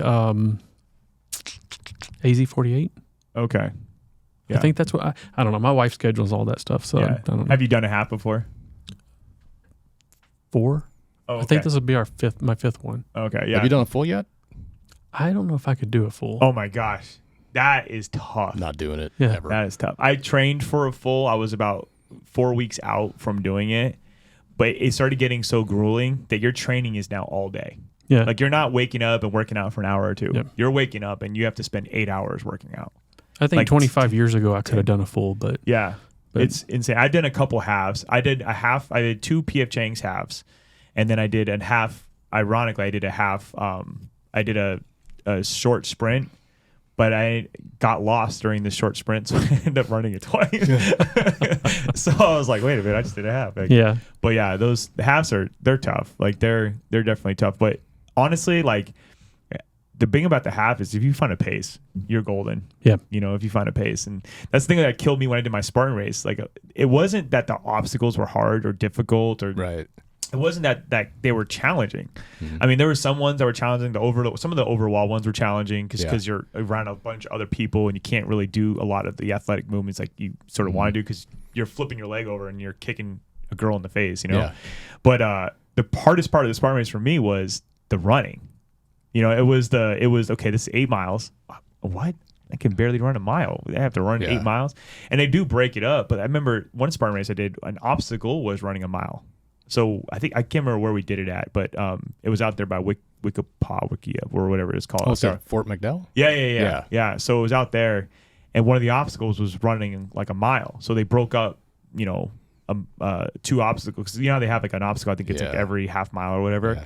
They broke it up where an obstacle was running a mile. And we're running, and my partner and I that did it with me, we're like, God, this is running's taking forever. Oh, this must be an obstacle. Is run a mile. That's a terrible obstacle, man. Oh my gosh, it was horrible. Because for me, when I see an obstacle come, I'm like, thank God. So like, I don't know about I have you, to stop running. but like, I never go into those races thinking I'm going to win. Like that is the one thing that I know that I'm not going to win at. So like, I just go into them having fun. I go there to beat my wife. Well, yeah, not physically. Well, actually, yeah. that sounded weird. Kicking in the face, going over. We did I think it was a Portland sprint. So my wife, she works out a lot. She's in great shape. Yeah, and her cardio is amazing. Yeah, mine's not. Yeah, but I'm really good at the obstacles. So we did one. It was really funny. I think we had another friend of ours that did it with us. But she took off. In the beginning, it's running. Usually they start you uphill, which is what they did here. And I'm like, there she goes. And the whole time I'm like, I cannot let her beat me. And there was one point where I'm like, she's going to beat me. I'm never going to hear the end of this. Yeah. My strength was there's a lot of, monkey bars and stuff where you got to hang, got to climb a rope. I'm like, grip stuff. I'm like, I might get her here. Yeah. It was halfway through the race, and there was that wall, that A-frame where you have to go sideways across it. You've got the handholds, you've got the ropes, the chains. Yeah. And I saw her doing burpees. I'm like, oh, that was my chance. Yeah. I went through it. I made sure I didn't make eye contact with her. I made it through it, didn't have to do burpees. I took off up this hill because immediately there's this huge hill. Yeah. I get up to the top. I ran as fast as I could. I had to get on one knee and catch my breath, and I was staring down the hill watching her. I'm like, all right, soon as she starts to run up this hill, I'm taking off again. It gave me about a minute or two to rest, and from there I was just redlining the whole race. Wow. So she thought she beat me because she didn't see me. Yeah. I crossed the finish line with a big old smile on my face. I'm like, I can't wait to see her look on her face. Yeah. And when she crossed the finish line, I was just standing there with my arms crossed, and she looked at me. She's like, Which when one- did you pass me? Which one was it? When you were doing burpees. Yeah. Like you failed like 4 stations. I didn't fail any. Yeah, that was the one that I felt. I felt on the wall where you had to like grip, like the grips were like that, and you had to like basically Spider-Man the wall across. That was the one I felt on because I couldn't get flat enough. That one's hard, man. That was so hard. You gotta get your legs. Which made me go back to the really gym and under go, oh, I should probably work my flexibility. Yeah. So my sister was a track star, cross country star. My mom was a runner. My dad was a runner. My dad was a professional tennis player. My mom was a professional bodybuilder. So I had, and running was always just part of it, So I used to run a lot as a kid, and then in college I ran a lot. And for whatever reason, still today, I get up and I'm just like, if I could go run 3 miles and just clear my head while I'm running, that's what I do. Is I run and I'm just like, okay, I don't have to think about anything. I don't have to think, that's what I use it for. Yeah, So it's definitely euphoric when it comes to like getting that runner's high. 3/4 of a mile is where I'm like, why am I doing this? What the hell is wrong with me? And then, Oh my gosh. then I hit First that, 10 feet. I know. then I hit that 3/4 of a mile, and I'm like, something clicks, and I'm just like, boom, I'm gone. Yeah. But I'm still, I'm pretty good at pacing myself from the beginning. Number one, running is that's so hard. It's hard in your joints. It's hard if you have poor posture. It's hard in your back. Right. It's hard in your lungs. It's hard in your heart. Like it's just hard in general. Yep. And I tell people all the time, like I used to be, when I started in fitness, I was a runner. Like that's how I would clear my head was I'd go for a run after work. When I was working at Sprouts, I'd run down the beach and stuff. And once I got into the weights and started understanding the weightlifting part of it, it was when I stopped doing the cardio and I stopped doing that running. And I wish to this day, I still had that endurance to do that because it's so difficult. And I tell people all the time, like, just start by walking. I tell myself that, start by walking. Oh, yeah, for sure. But it's so difficult to get that, like you said, the time too. Because in my head, and this is just, I don't know if you guys think like this, but in my head, when I'm running, I'm like, oh, I could do something better. Every single time. Like, Well, that's my problem is I own my company and then working with the school and doing, all the stuff that I do. It's hard to, and I get up in the morning, I'm like, all right, I got some work to do. And then I'll go for a run or I'll go to the gym. And like yesterday, I was here for 12 hours and couldn't get out away from the seat to do anything. Yeah. And then by the time I did that, I didn't want to run when I got home, Yeah. Well, running's a lot cheaper too. Yeah. You don't need a membership. You don't need a membership. Right. You don't need gym equipment. Well, in Phoenix, you might. Yeah, right. It gets pretty hot. Yeah, that's It true. does. But I enjoy running in the heat. Like if it's 112 outside, I'm like, all right, I'm gonna go for a 2 or 3 mile run. So have you ever wanted to do like a obstacle course, like a Tough Mudder or Spartan Race or anything like that? No, I've never done one of those and never really cared to do one. Yeah. I mean, they're hard. I mean, they're. So my wife, she signed us up for a Tough Mudder a couple times, and even those are difficult. Those are just little 5Ks of 23 obstacles, 22 obstacles, and there's like an obstacle every quarter mile. And those ones are even difficult too. Yeah. I mean, the obstacles aren't difficult. Some of them are just going down this little hole that they dug out. They call it something. Or what was that one? There's one that's all mud. The pit. Mud mile or something like that. That one was the one that got me. That's the terrible. Mud mile, yeah. Yeah, that's terrible. And then the getting electrocuted. That's that's the thing that turned me off. They called the one that they call the electric eel. Yeah, that's the one. It's not the finish line. Yeah, one you where have to crawl underneath that fence, Yes. and there's little things that hang. You could smell your fillings when you get zapped. Yeah. And you don't know which ones are live. Some of them have more voltage. Not gonna do that. Than others. Nope. The last one I did, I'm like, I'm not doing this. Yeah. I went around it. I'm like, I don't feel like getting electrocuted. I'll jump in that Arctic enema. That's fine. Yeah. That sucks. Yeah. Really bad. The fire, jump over the fire to finish. That's my favorite part. Yeah, it's called the Arctic enema. Yeah, that's what it's called. Yeah. Yeah. And the last one I did, it was up in the Pacific Northwest. They had a wall. They put a wall in it this time, and you had to submerge yourself underneath it. Mm-hmm. When I got out there, I'm like, are you kidding me? There's a wall now. I have to go completely under, and it's full of ice. Yeah, full of ice and mud. And today it's all the rage to take. You don't know Arctic what plunges, but you don't know what else is in that water. and then you cramp up for the next mile when you get out of it because you were overheating. Now you jump in, and now you've got another obstacle. You're cramping up, and that's you didn't have any mustard with you. No, this is before I found out about mustard. Spicy brown. Yeah.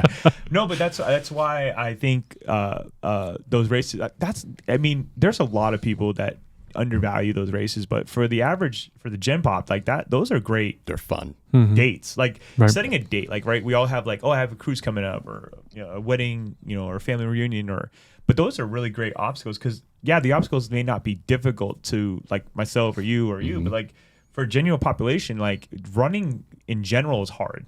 So there's an obstacle right there. Then you add, then you add not even. Then you add the rope swing where you have to swing across with a rope. And you'll be surprised how many people actually can't do that. And so even just looking into your local, hey, there's a little fun run coming up. I live up in Anthem, but in Anthem there's always a race or some kind of event going on. And it's hey, I signed you up for this. It was $20. Hey, I signed you up for this date. Hey, let's train for this reason because this is gonna be something I think you're gonna be really good at. Or I did a triathlon a couple years back. So piece of advice for everybody that does a triathlon: learn how to swim, okay? Because that's important. That's important. Well, so my wife is doing triathlons. Yeah, and she swam in high school, so she knows how to swim. Wow. And she already got me beat right there. She can figure out the bike. That's not hard. But then she wanted me to teach her how to run, and that's how I actually got into the school and the fitness side of things. Is because I was she came to me and said, "I want to do a triathlete. I want to do a triathlon, but I want you to teach me how to run." You underestimate how many people go out there. So when you line up, there's 200 people that you're out there swimming with, and so you're not just swimming a jolly I'm just gonna go and swim in the lake real quick. You're with people shoulder to shoulder. But I didn't. I actually. This sounds terrible, but I got to the water. I had so first things first. I did not know what to wear. So I wore a Speedo because I thought that's what people wear. Were you the only one? Right. Only one. Only one in a Speedo in the middle of October at Tempe Town Lake. All right. Oh, yeah. It's still Speedo weather in October. I stuffed, first of all. So I get there. I go down to the water, and I'm already not confident in my swim because I sink. I don't know how to swim. So I was just swim like this. I was just gonna backstroke the whole time. I'll just backstroke because I can backstroke, right? No, I get there. I see how many people are there. I see all the people fighting for position and stuff. So I'm no, not gonna do this. So I literally leave.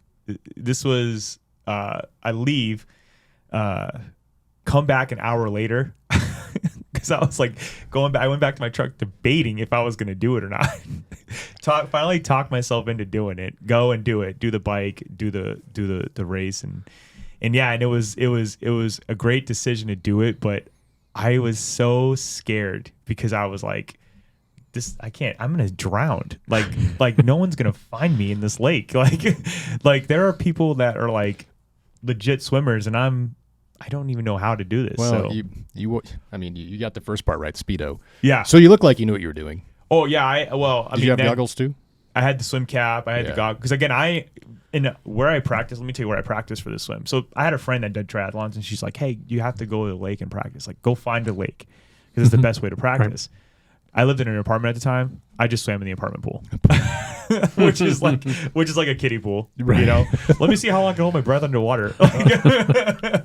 That was my training for this thing. Yeah. It was terrible. But I'm glad I did. I'm glad I finished it. And my wife goes to a couple of different lakes about twice a week. So yeah. I trained a couple people for the Ironman. Real quick, I remember training this guy for the Ironman. 5 a.m. I get a call. He's starting. Okay, it's at Tempe, and he calls me at 5 a.m. And 8:30 at night, I go down to Tempe, and he's finishing at 8:30 at night. Those people that do those Ironman, I trained 2 guys for an Ironman in my lifetime, and they, no joke, training all day, all day. I mean, I couldn't do that. That's the reason why. There's a reason why those people are such elite athletes, and they do that because they dedicate their life to one thing. And that's, I give it up to you who run, to your running, because again, my mind, I mean, call it ADHD or whatever you want to call it, but when I'm running, I think about what else I could be doing. Right. I think about, I could be, sending out this email or, setting up this consultation or, smoking a cigar. Yeah. That's usually my thought. I'm like, I could be home, so I'm smoking a cigar. Yeah, it's way less effort. See? Yeah, and I'm usually thinking about like, when am I going to get the next consult? Like I'm thinking about business where I'm like, stressing about that. And that's the other thing too, real quick, when it comes to, owning your own gym, I don't think gets talked a lot about. And that's something that I still suffer this day is how do you balance, right? Like how do you balance that work-life balance? Like, you want to be able to be successful in your gym and have, a bunch of clients. I had a membership gym, so I had, people that were coming and going and stuff like that too. But how do you walk away? Like how do you step away from it and go, hey, okay, I'm good where I can like go to the party or go to dinner with my wife, or how do you go, I need to pull a late night tonight or an early morning. Like I don't think that gets talked a lot about enough about, finding that balance. And that's super important to a lot of aspiring trainers and coaches is, what kind of gym do you want to own? Do you want to own a studio where you're just like, I own a studio or I'm just the only one running it. Right. But when I owned my membership gym, that was one of the worst decisions I ever made. Because I remember I started, my first gym I ever owned was 500 square feet. I had 5 bumper plates, which was weird because I couldn't even fill the whole side. Like I had 5 bumper plates I bought. Right. What do you do with that 5th one? It was just off the side. That's right. I had 1 barbell. I had a homemade power rack. And then I had a prowler sled. But I made it work. So when I first started coaching and training, there's a park on like 15th Avenue Northern that I used to train like a couple girl groups at, and I used to go there with a couple of resistance bands and do some exercises and stuff when I very, very first started into coaching and training. And so I learned real quickly bodyweight exercises, bodyweight movements, plyometrics, functionality, and stuff like that too. And eventually over time I started buying equipment, finding people that were selling it, always shopping, the Craigslist and the OfferUps and, the marketplace and stuff. I used to, basically look for that stuff like that. And long story short, it grew into where I broke down the wall next to us. So our 500 square foot turned into 1,000 square foot. And then I remember being like, oh, this is great. Like we're doubling our profits, our revenue's so high. Like we finally have money in the bank account. Like I'm not investing every dollar back into the business. Like things are good. And I got an opportunity to lease out a place that was 3 times that size. Oh, wow. So it was like, it's going to be 4 times the size. It was 4,000 square feet, but 1,000 square feet was just office space. And so when you walked into our gym, it was a lobby. It was, we had a full-size kitchen. So we were doing meal prep. We would do massage and rehab therapy. We had a daycare, and that's just 1,000 of office space. We had a full supplement studio. We would sell supplements out of there. Plus I had my office. So it was a huge place. And then you walk behind the door in the bay was 3,000 square feet of gym. And so we had to fill that with equipment and we were able to, have a membership base. That's a good sized gym. Yeah, it really was. But the day that I signed that lease, my best friend told me, he goes, my best friend Sheva said, you'll never work harder than you'll ever work in your life trying to maintain this. And I didn't even bat an eye. I was like, I'm not a stranger to hard work. Like I can do this. Right. I did not know the toll it would take on my relationship, on my marriage, the toll it would take on me personally, the toll it would take on my relationships with my clients, the toll it would take on my business, like starting to hate the business. I remember at that time I felt so lonely, not because I didn't love what I was doing, but because there was never, I always compare it to like, when you're sinking and you just can have just your lips enough above water where you can breathe just a little bit. But that's how I compared it to, was I just always felt like I was sinking because I didn't have the foundation. I didn't have the infrastructure. I didn't have the ability to be able to have a balance and love what I did. So my best decision, it was a great learning experience. It was like going to college. I learned a lot, but my best decision I ever made was downsizing, because that's in the studio I'm in now. I've been there for 5.5 years. And when I was with the big gym, my clients were numbers. I needed to get the big clients. I needed to get the ones that were going to help me maintain this place. Yeah. And when I downsized, it definitely was like a big and now these are actual people again. I don't have to get the next person in. I don't have to, I can now have those relationships again, which help bring in more quality clients and it helped establish a better work-life balance where I can, like I said, take a night off or take a day off and go, okay, I know I'll be good tomorrow, rather than I have to be there to get new members and sell the cheapest of memberships just to get people in the door and stuff. So I was glad to learn that lesson early on in life, because we were just talking about it with Kyle on the podcast the other day. when I took guitar lessons as a kid, the my instructor for the guitar lessons, he was fantastic, excellent instructor. And then he started bringing on even more clients and like started like grouping people together. And it got to a point where he was no longer a good instructor, and I stopped taking lessons. Yeah. And then I looked at that later on, you know, all through high school and college and everything, going, I never want to get to that point where I'm that big and I can't really focus on the customers and take care of the customers. Absolutely. You know? Yeah. It's such an important lesson to learn. And again, I wish, I mean, it was obviously an expensive learning experience, but I wish I had learned that a lot earlier, because I mean, I don't regret moving out of that gym, because I loved that big gym, because I love the space, the opportunity I had. I worked with high schools in that gym. I worked with other coaches in the area in that gym. Like, it was definitely a great opportunity. Right. But I love the place I'm in now, where I can, you know, have like some of my clients have the key to my front door. So if I'm not there, they can just go in themselves and they go in and work out like a normal gym. So it's such a great experience. But I don't think that gets talked about enough, is, you know, the work-life balance between how do you start a business and how do you maintain your sanity? You know, how do you maintain that? Well, we talk about it in the school a lot with, you know, our students, because we really, you know, say, hey, you know, when I'm talking about with their customers, I'm like, you need to set your boundaries of, I train between these hours. If you need to train with me at 6:30 in the afternoon, I can't do that. Yeah. Because that's my family time. Yeah. Right. And I try to get them to understand that and, you know, set those boundaries of what times they're going to work and stay to it, because the clients will just eat them up on. Yeah, I agree with you 100%. But at the end of the day, money does talk. Yep. And if someone's offering you $1,000 for that hour, oh, I really need this. This is that hour. I mean, I just had a client literally last week sign up for me, and she can only do 7 p.m. I stopped training at 7. You know, I stopped training at 7. Right. And she's like, but I need this. And she has a bunch of inabilities, shoulder surgery, knee rehab, like all this stuff. And, you know, I told her, I was like, listen, I feel for you. I just can't do that hour. That's my me time. You know, and she's like, but I'll do this. I'll pay you this and I'll do this. And normally at my gym, we do 3-month packages. I said, let's just do it for a month. We'll see how it goes. And we'll do that. And so, you know, I obviously went home and talked to my wife about it, make sure she was okay with it first. Because, I mean, that's an hour away from my son. Right. It's an hour away from her. It's an hour away from my family time. It's twice a week, you know, 2 hours a week for 4 weeks. So it's not terrible, but at the end of the day, it's still 2 hours a week. And it does, money does talk. And when it comes to like setting those boundaries, it's super hard. As a young trainer, you want to get as many people. I've coached over 500 different people.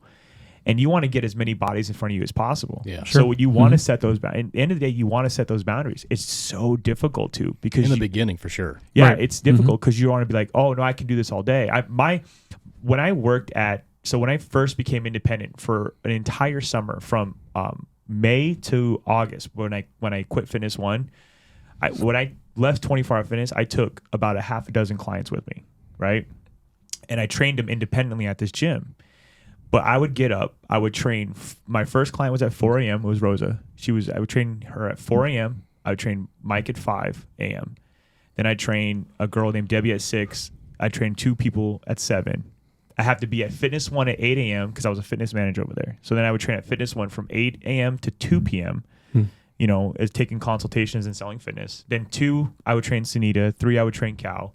Back to fitness at 4 p.m. Fitness One, and I would train at Fitness One from 4 p.m. to 8 p.m. because they are over there. Their schedules are 8 to 8 every day. And then I would train 8 o'clock. I'd go back to the independent studio, and I'd train Brenda at 8 p.m. and then another girl at 9 p.m. So I'd get out of work at 10. Wow. And I did this every single day. I did this every day. I would train 4 a.m. to 10 p.m. at night every single day. That's burnout right there. Yeah, quick. But here's the thing: is when I was young, I was naive, and I realized, like, hey, this is what my goal was in life. I wanted to be a trainer. I wanted this. This is what I wanted. And so I had to really pay my dues and do all those things to make it to where I was able to develop those relationships. Yeah. And even to this day, some of those people still train with me to this day because they were with me during those struggles. And I'm still in contact with all those people too. Yeah. So, I mean, yeah, it was burnout really quickly. And I only did it for 4 or 5 months. But at the end of the day, like it made me learn the other side. Yep. You know, it's a lot of reps. And a lot of that's reps. important in the beginning. Get those reps. I did the same thing when I was at 24-hour fitness. I was working 12-hour days. Yeah. 6 a.m., some 5 a.m.s, and I would get done at 9, 10. Well, 9.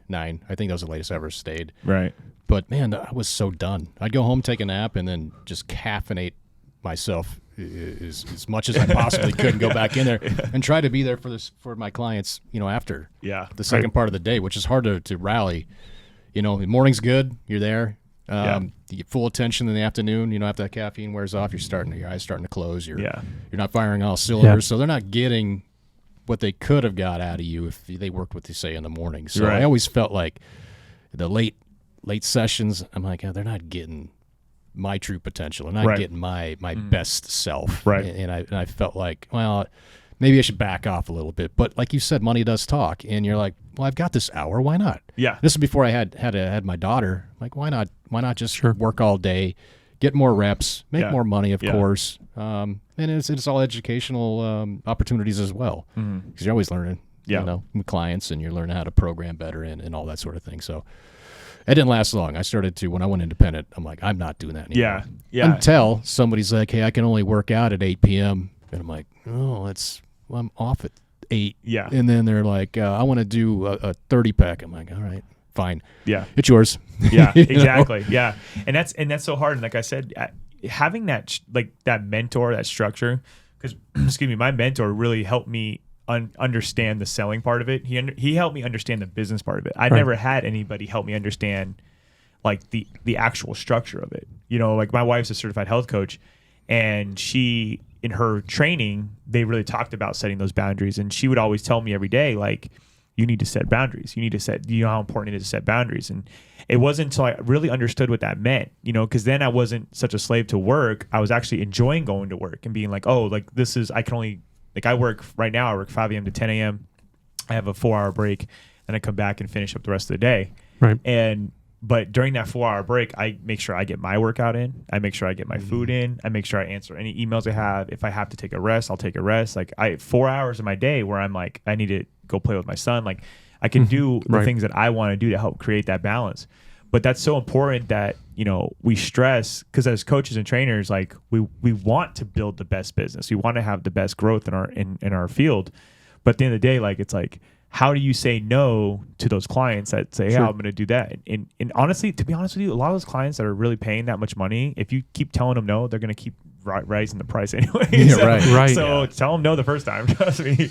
And that's the thing about it is I think that, like I said, it's so difficult to, like you said, you want to get those reps in as much as possible. And I don't regret any of those opportunities I had, because they were all opportunities to make me a better coach and trainer.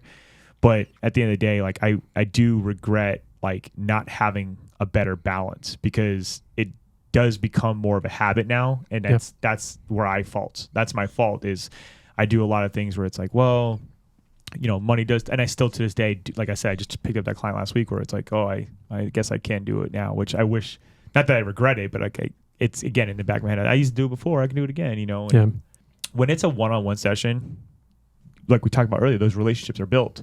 Right. But now when you have 4 or 5 people, you still are building a community. And one of the things I love about our gym is like it is a community. Like everybody knows everybody. Everybody's there to support.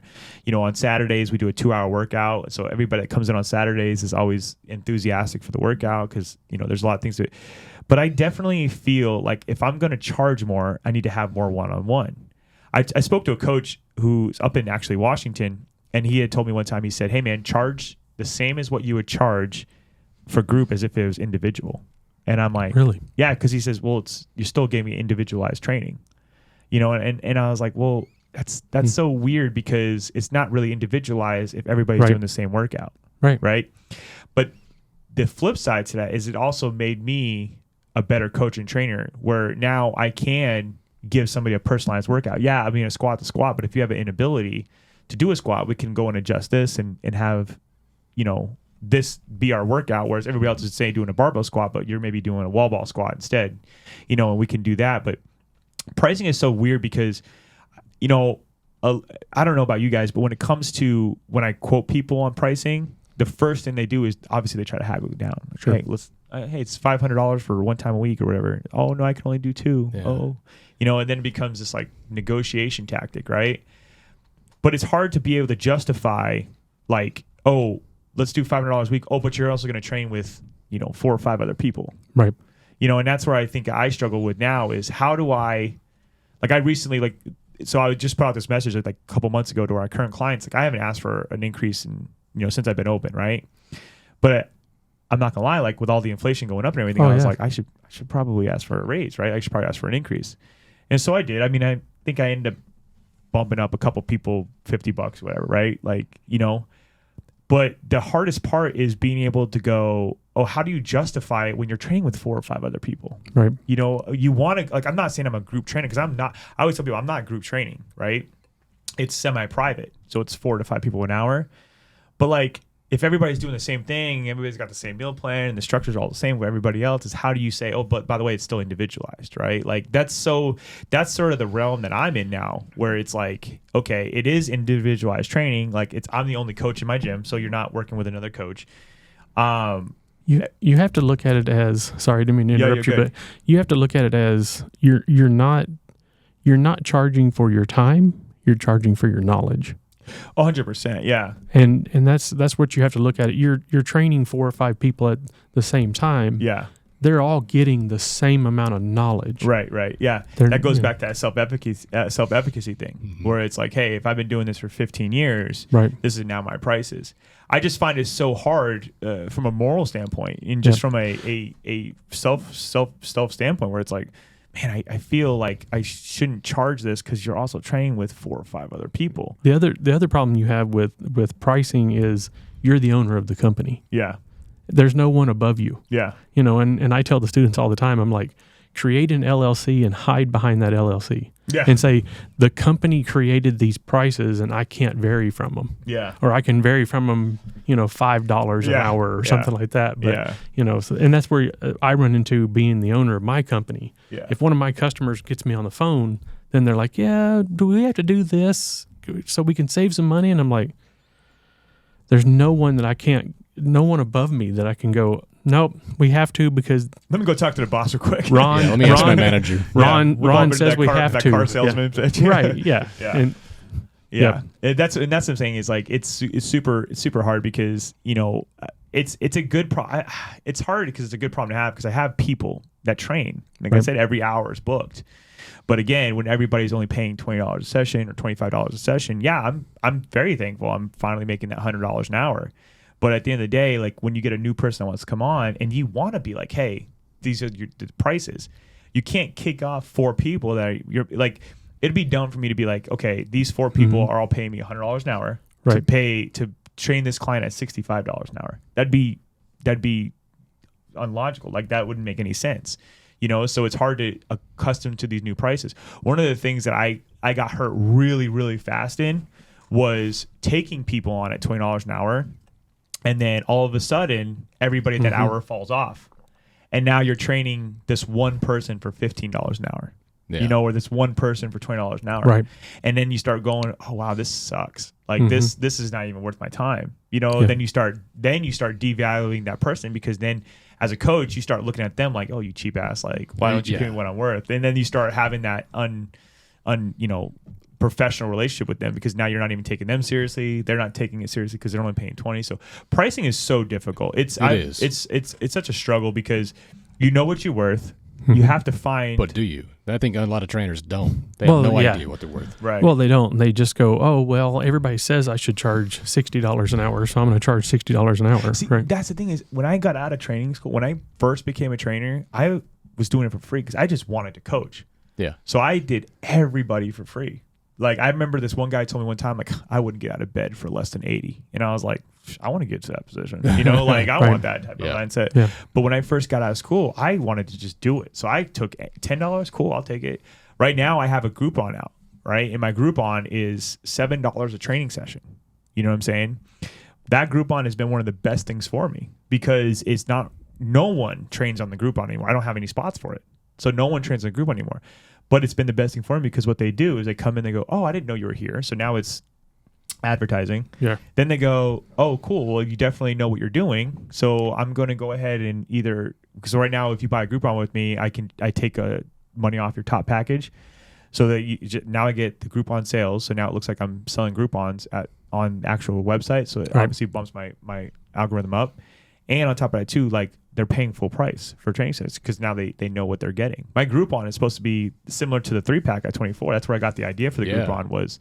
It's a comfortable and confident package where you're going to go in, you're going to be comfortable in my gym, and you're going to be confident with me as a trainer. Yeah.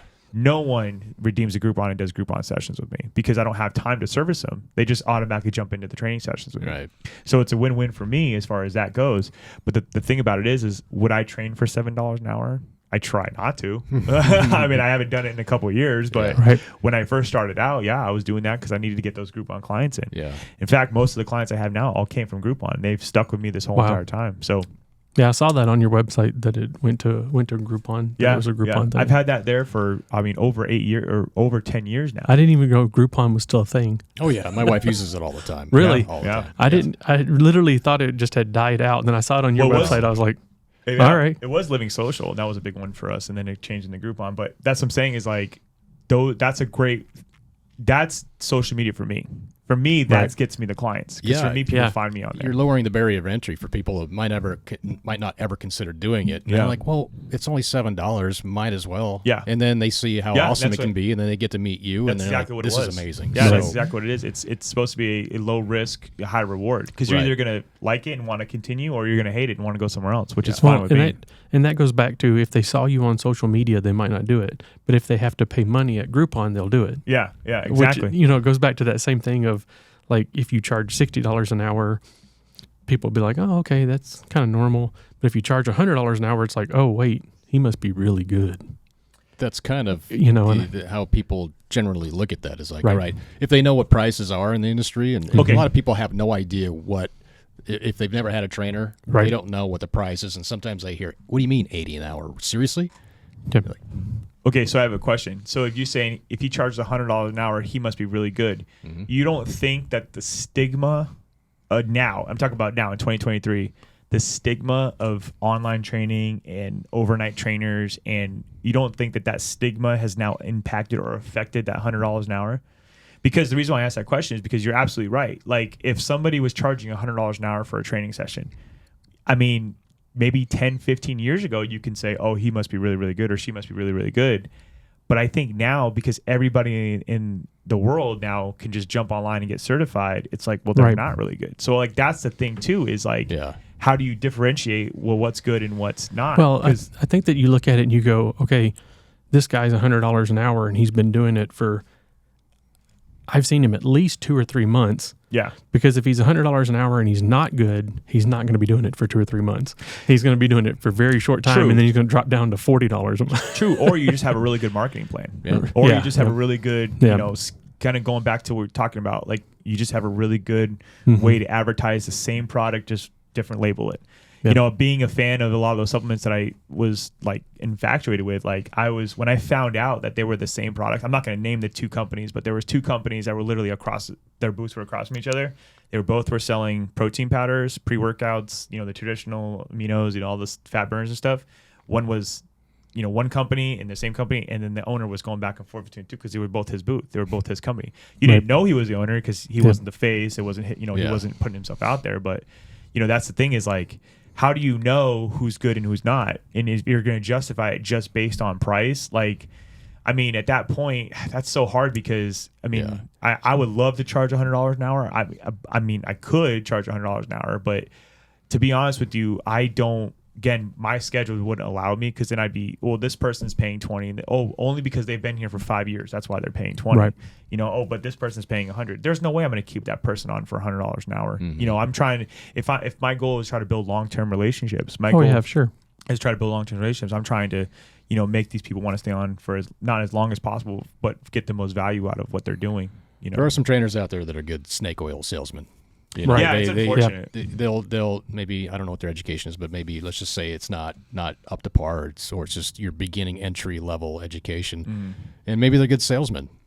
Yeah. And I've seen it. I've seen people who have charged a lot of money, and I'm like, I don't think you know what you're doing. Well, I'm watching you with your clients, and they don't follow the OPT model. Yeah. Well, or maybe they do, and maybe that's the problem. Yeah, right. It could be that they're an influencer, and that's the reason why they're making. You look good. You must know what you're doing. I will say I do give those people credit, because at the end of the day, that is work to It's a market lot and of promote work. yourself to that ability to where now you're getting people to buy into what you're doing. Mm-hmm. That's a lot of work. Yeah, it is. You know, and that's the thing is, if you're talking in the relative, I like science. Like I'm a huge nerd when it comes to facts. 'Cause again, I'm a very black and white person, so like I like that, you know, things are defined at what they are.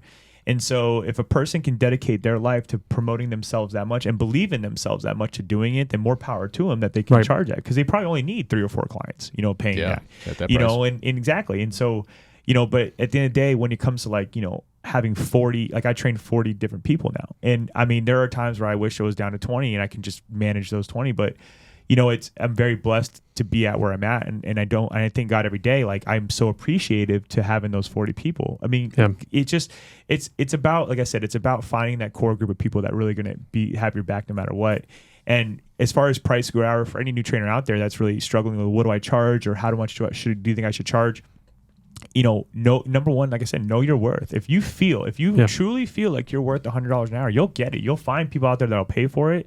My advice is have the infrastructure, have the background first. Like be a master at something. Be so dedicated to something. If you're charging $100 an hour, you better have won some Olympia competitions, or you better have done some shows and won first place, or you know, you better have competed in at least the sport that you're charging that in. Because if you're just charging Gen Pop $100 an hour, I don't think you're really like looking long term towards your business to be successful. You're more looking at short term, you know, gain at that point. And that's never really my mentor told me when I was coming up, he said, you want to build a sustainable training business, sustainable being the key. And that was one thing that I always strive for this day.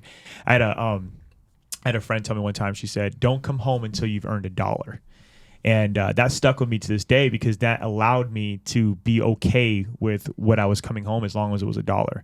Not that I'm setting for bare minimum, but like it motivated me to always go out there and make the new sale, sell something and keep pushing to drive new business.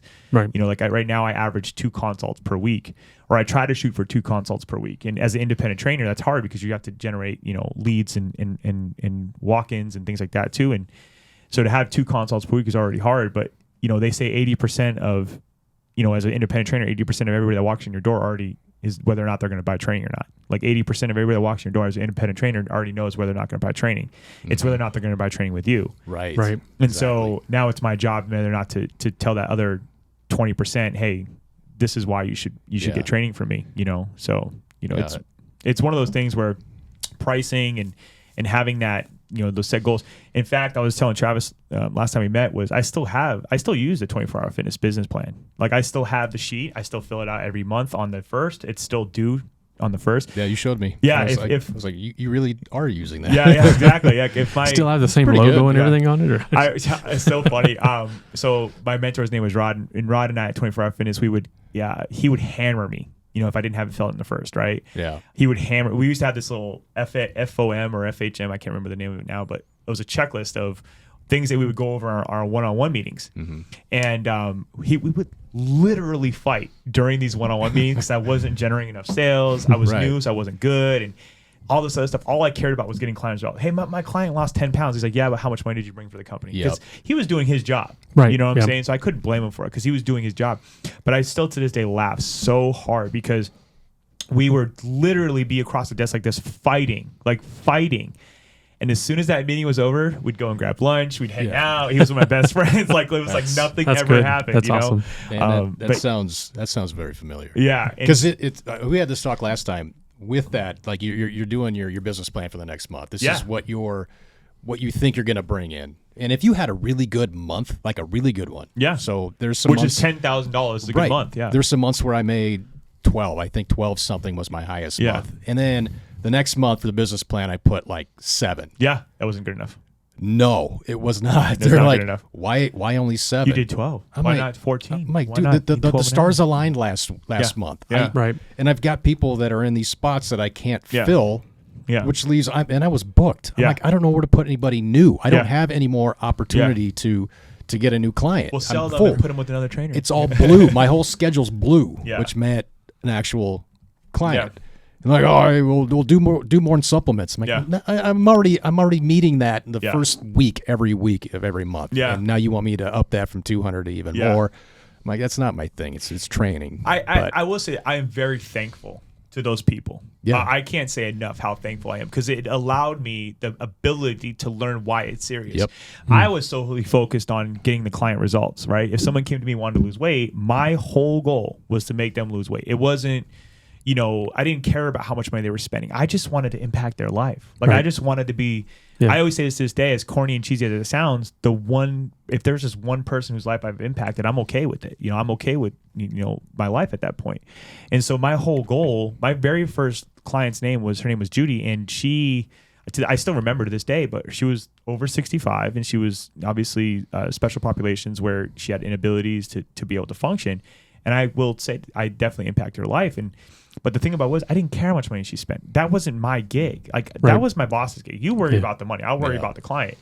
And now that being on the business side of it now, looking back, I'm like, God, I'm so thankful they did that. I'm so thankful that he drove into me. It's due on the 1st of every month. Right. I'm so thankful that he drove into me why consults are important and why follow-ups are important and why referrals are important and why having lead generations are important and why having information being filled out is important, like whether it's an email, a phone number, or a name. Like, I'm so thankful that he instilled those into me because I wouldn't be in business for 10 years if I didn't have those foundations. Right. I can proudly say that I've been in business for 10 years, which to me, that's a huge accomplishment. Yeah, I've for been a personal trainer for 15 and 10 of that has been by myself. Yeah. No other help. I had never had a safety net and I've never took a loan out. I've never, put anything on a credit card. I've never had a business partner. I never had anybody say, hey man, I got you. Like this entire 365 gym is built on my shoulders of just me being like, hey, like this is the direction I want to go and this is how we're going to do it. And in the vision that I've had, it's been many different things. When I first opened, it was, I want to be a bodybuilding gym. Then I want to be a CrossFit gym. And then I want to be a strongman gym. And then I want to be, now that I know what I am and what I know what I'm passionate about, and I know what I'm good at, like that's what led me to the last 5.5 years here. But I mean, it's crazy. If I didn't have those people in my life to really mentor me, show me the ropes, and say, hey, this is what you should be doing, as far as business goes, I wouldn't be able to survive in this.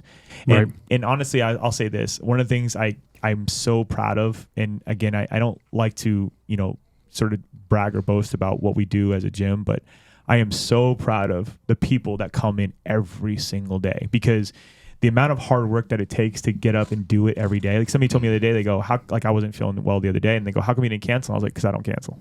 I don't cancel. Like I'm still going to come here. I may sit at my desk for 5 minutes between sessions, but I'm going to be here because if you have the ability to come in, then I'm going to have the ability to come in because my motivation is off of you. Leading by example. Yeah. Right. My energy is driven off of you. So when you come in and you're ready to go, that means I have to be ready to go. And if I'm not ready to go, then what are you paying me for? I take my job very, very seriously. Like when it comes, I wouldn't say I'm a hard coach, but when it comes to being in my gym, I don't care about, like, it's so funny because as close I am with all of my clients, people tell me all the time, we're not friends here.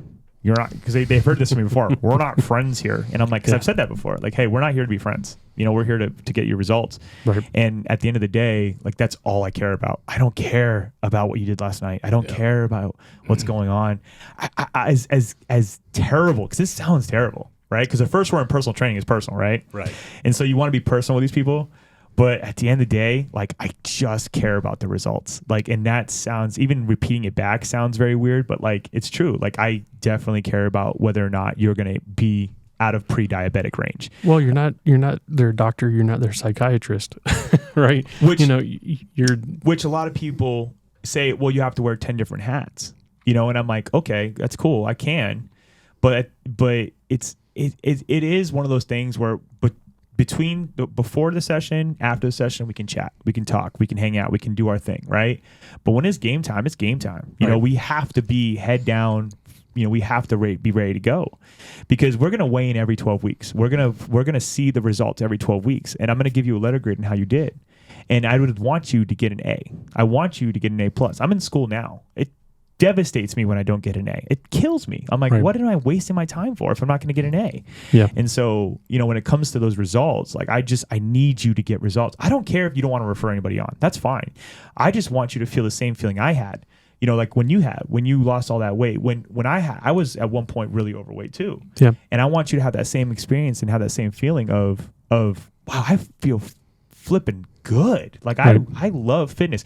One of the hardest things I think about new trainers, and the thing that it took me a long time to grasp, was not everybody has the same passion for fitness. Not everybody shares that same enthusiasm, and it's my job to convey that enthusiasm and say, hey, you know what, this is something that's going to change your life for the better, something that's going to change your life for the good. So yeah, that's the one thing I will say. This is when it comes to my gym, I'm so appreciative and thankful for is just all the people that come in that can, and it's not just the people in the gym, it's everybody that does it for fitness. I mean, I work out at Mountainside right now, and I see some of the same people in there all the time, and I'm like, man, like this is awesome. This is awesome to come back and and do it all over again and again and again. Right now, my goal is to be able to bench 405 again. I did it once. I'm trying to do it again. Wow. And right now I'm trying to do it, and I'm like, I got to keep grinding. I can't stop. So you don't go to your gym and work out? You go to Mountainside? Oh, no, I go to my gym and work out all the time. I'd rather work out at my gym.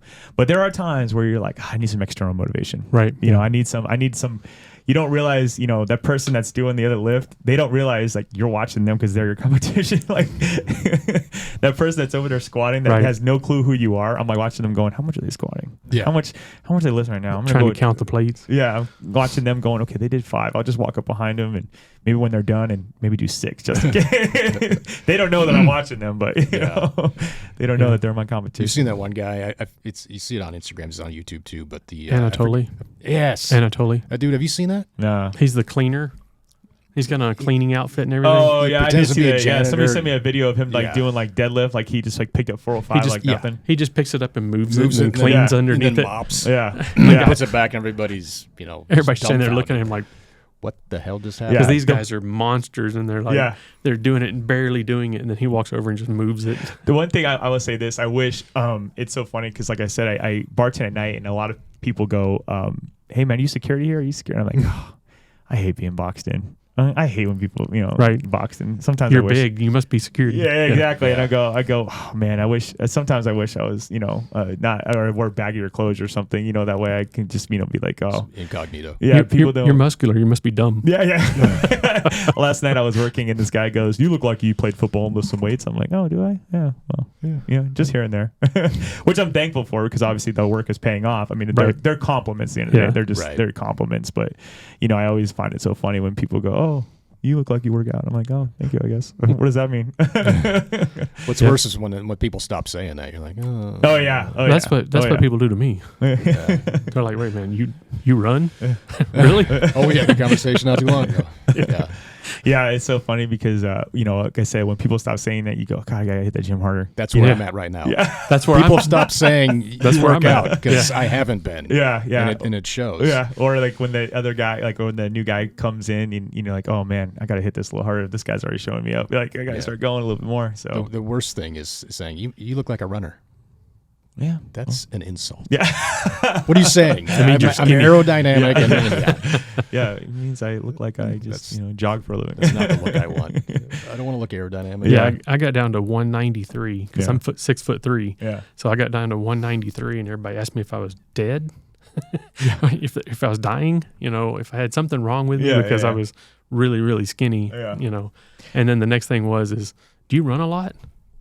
By the way, I do. Yeah, it's fine. I'm 5'8", 220 now, and I'm around 16-17% body fat, and like I try, and this is again going back to like a personal thing. It's like I try so hard to like lose 5 pounds, 6 pounds here. We go to California every year for 4th of July. I think that's the longest I dieted was for like 3 weeks. Like that's the longest I've ever dieted. So like this past weekend, I was eating and I was like, God, I just struggle so hard on the weekends with food. Like I eat, it's hard. Everything under the sun. I mean, I work at a Mexican food restaurant, so it's tacos, quesadillas, burritos, all that stuff is like, just right at my fingertips. So I'm like, let me just order this real quick and have this. And I think Saturday morning I had Jimmy John's for breakfast. I had Panda Express for lunch. Oh, you know, there's and my it's like, favorite right there. I mean, it's so bad. But then Monday through Friday, though, I'm on it. Monday through Friday, I got my chicken and rice on it too. So it's so funny because that's the balance. When it comes to food, that's the balance. It's really important. So Moderation. Yeah, everything's in moderation. 80-20 rule. That's a good one. Are you a sugar guy or are you more of a sugar? Yeah. I wasn't until my daughter. Yeah. Kids will do that too. Man, she wants ice cream all the time, and yeah. Well, then when and she gets candy. older and she can drive, then she'll just bring ice cream home. Yeah. I can't believe that. I can guarantee today when I pick her up at 3:30, she's going to say, "Dad, can we go get ice cream?"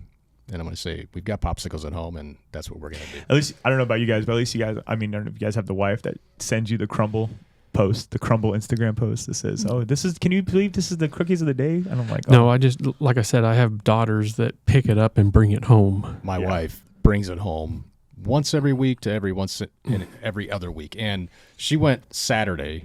She went to Target, right next to the Target by us. There's a crumble cookie. And I'm just like, of course she's going to bring them home. And I was craving crumble cookies. Yeah. She got home, no crumble cookies. I'm like, where are the Yeah, cookies? exactly. Where are the cookies? Yeah. I'm like, we have no sweets. And Yeah, I was craving sugar all day. Yeah. And It's then like I'm you have to cut it in fourths and eat That's what a you fourth do. of Oh, it. like pizza. You do cut it in fours, but Yeah. then all of a sudden all four are gone. You're like, what happened? There's no need. So- Some of them, there's just pick up the whole I thing. Yeah. literally tell my wife because she goes grocery shopping, and I'm like, okay, don't buy any sweets, don't buy any sugar, don't buy anything like that in the house. I don't want it in the house because I'll kill it. Like I have no restriction. Like I'll eat a whole thing of Oreos, right? I have no willpower. So the other day, she goes to the grocery store. She comes home, no sweets, no sugar, whatever. And I'm looking around the house, and I'm like, hey, where the heck are the cookies at? What the heck? She goes, you told me not to buy any. I was like, yeah, but what I really meant was buy some.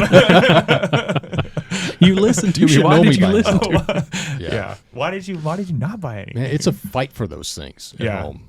When she brings them home, I've got it. We put them up on the countertop, and then my daughter likes to jump on the kitchen counter. Parkour. Parkour. Yep. I tell her to say that when she does it too. It's pretty funny. But she'll get up there and she'll open it up, and there's 4 full cookies. Yeah. And I'm like, I got my eyes on that one. That's gonna be mine. Yeah. And she's like, oh, I want the one with the pink frosting and the sprinkles or whatever. And it doesn't take me long. I just keep looking at them. I'll look away. I'll go into the den, sit down. I'm like, they're calling me. I walk in there, just a little bite, and then the whole cookie. Yeah. Yep. And then I'll blame it on my daughter. I'll tell my wife, like, Reagan ate the whole cookie, and she's like, no, he didn't. It's like it's almost every week this happens. Well, I have a 4-month-old at home, and I blame it on him. He doesn't even eat solid food. So I'm like, oh, Logan ate the whole thing. Not too early. Just practice. Hey, that's what really is, right? Just to blame him. Yeah, exactly. You just get practice for later. And he's a boy, so as he gets older, he will eat the whole thing. I hope. And that's the thing is, people are already boxing him in. They're like, oh, he's going to be so muscular at 1 year old. I'm like, well, What? if he Maybe wants. not. Yeah, if he wants. doesn't want to. Yeah. Yeah. So, yeah. Well, this was fun. Awesome, exciting experience. I really enjoyed this. Yeah, it's awesome. Thank you guys for having me on so much. Thank I really you. appreciate that. Pretty cool. Glad I got to share my story, and any advice for trainers out there. I got to give them a little bit of tips and insight too. Yeah, that was great. There can never be enough information for new coaches Right. out there. Yep. Right. So yeah. Well, like I said, I'm really thankful, and honestly, if you guys ever are looking for another guest, I'd love to come back on and talk more about fitness. I know I have a lot of stories. Been around the block once or twice, so I have a lot of stories. So Yeah, let's do it again. yeah, for sure. And man. maybe have you down to the school here for sure. shortly, so you Yeah. can do what you did last time. Yeah. That'd be awesome. Yeah, the strength and conditioning part was really, really fun. And now, obviously, I have a better understanding of what to do this time. Last time I was just first time jitters in there. So this time It was so good, though. Yeah. It was fun. It was funny. I recently saw pictures of that, and I was Oh, like, you did? Yeah, I was like, first of all, don't wear cargo pants to the gym. I was trying to be as professional as possible, so I ended up. Cargo shorts ever professional anywhere past 1995? Well, you used to wear them, Josh? Not that often, but every once in a while. It's just so nice to have so many pockets. With that's what I was flip-flops. thinking. I'm so used to. You complete the ensemble with flip-flops. I do. Right? Yep. I'm usually in blue jeans when I'm teaching at the school. So then I'm walking around the gym in blue jeans. I'm like, You're the only one. I should be in shorts. I should. But Yeah. I also feel like I'm too old for shorts. Like, Huh? It's yeah, Arizona. It's so weird. No Yeah, one's ever old enough I know, shorts. but I just feel weird like in shorts. Yeah. So that's the reason I don't wear the cargo shorts that often. Well, trust me, that wasn't a good idea. Just don't get white New You're- Balances. you're, You're too no. young. The students won't respect you if you show up in cargo shorts. yeah, I've never worn those teaching. Yeah. Yeah, So. I don't know any. I have some because they're great when you go to the lake or something like that. You go know, fly fishing. Rob a bank. Hiking. I mean, there's all kinds of stuff that Sure. you need that many pockets for. But yeah. Fanny packs are back, man. Get yourself one of those. I'm gonna tell you. I thought about it the other day. I was like, Convenient. I've got my phone, my wallet, keys to everything. Like all this stuff you have to carry around in your pockets. Like I went to the grocery store yesterday. My pockets looked like I was like, It's man, called a merce. Yeah, I need something over my, and I'm like, nope, Satchel. Satchel. I prefer to call it satchel. I decided yesterday. I was like, no, I'm not doing that. Not a fanny pack. Yeah. Can't do it. Nope. Yeah. Well, cool. It was awesome having you, Jason. Yeah, man. Yeah, good. Absolutely. Yeah. See you again. Yeah, absolutely. What was that? Yeah. Again. There you go. Yeah. Awesome. All right, guys.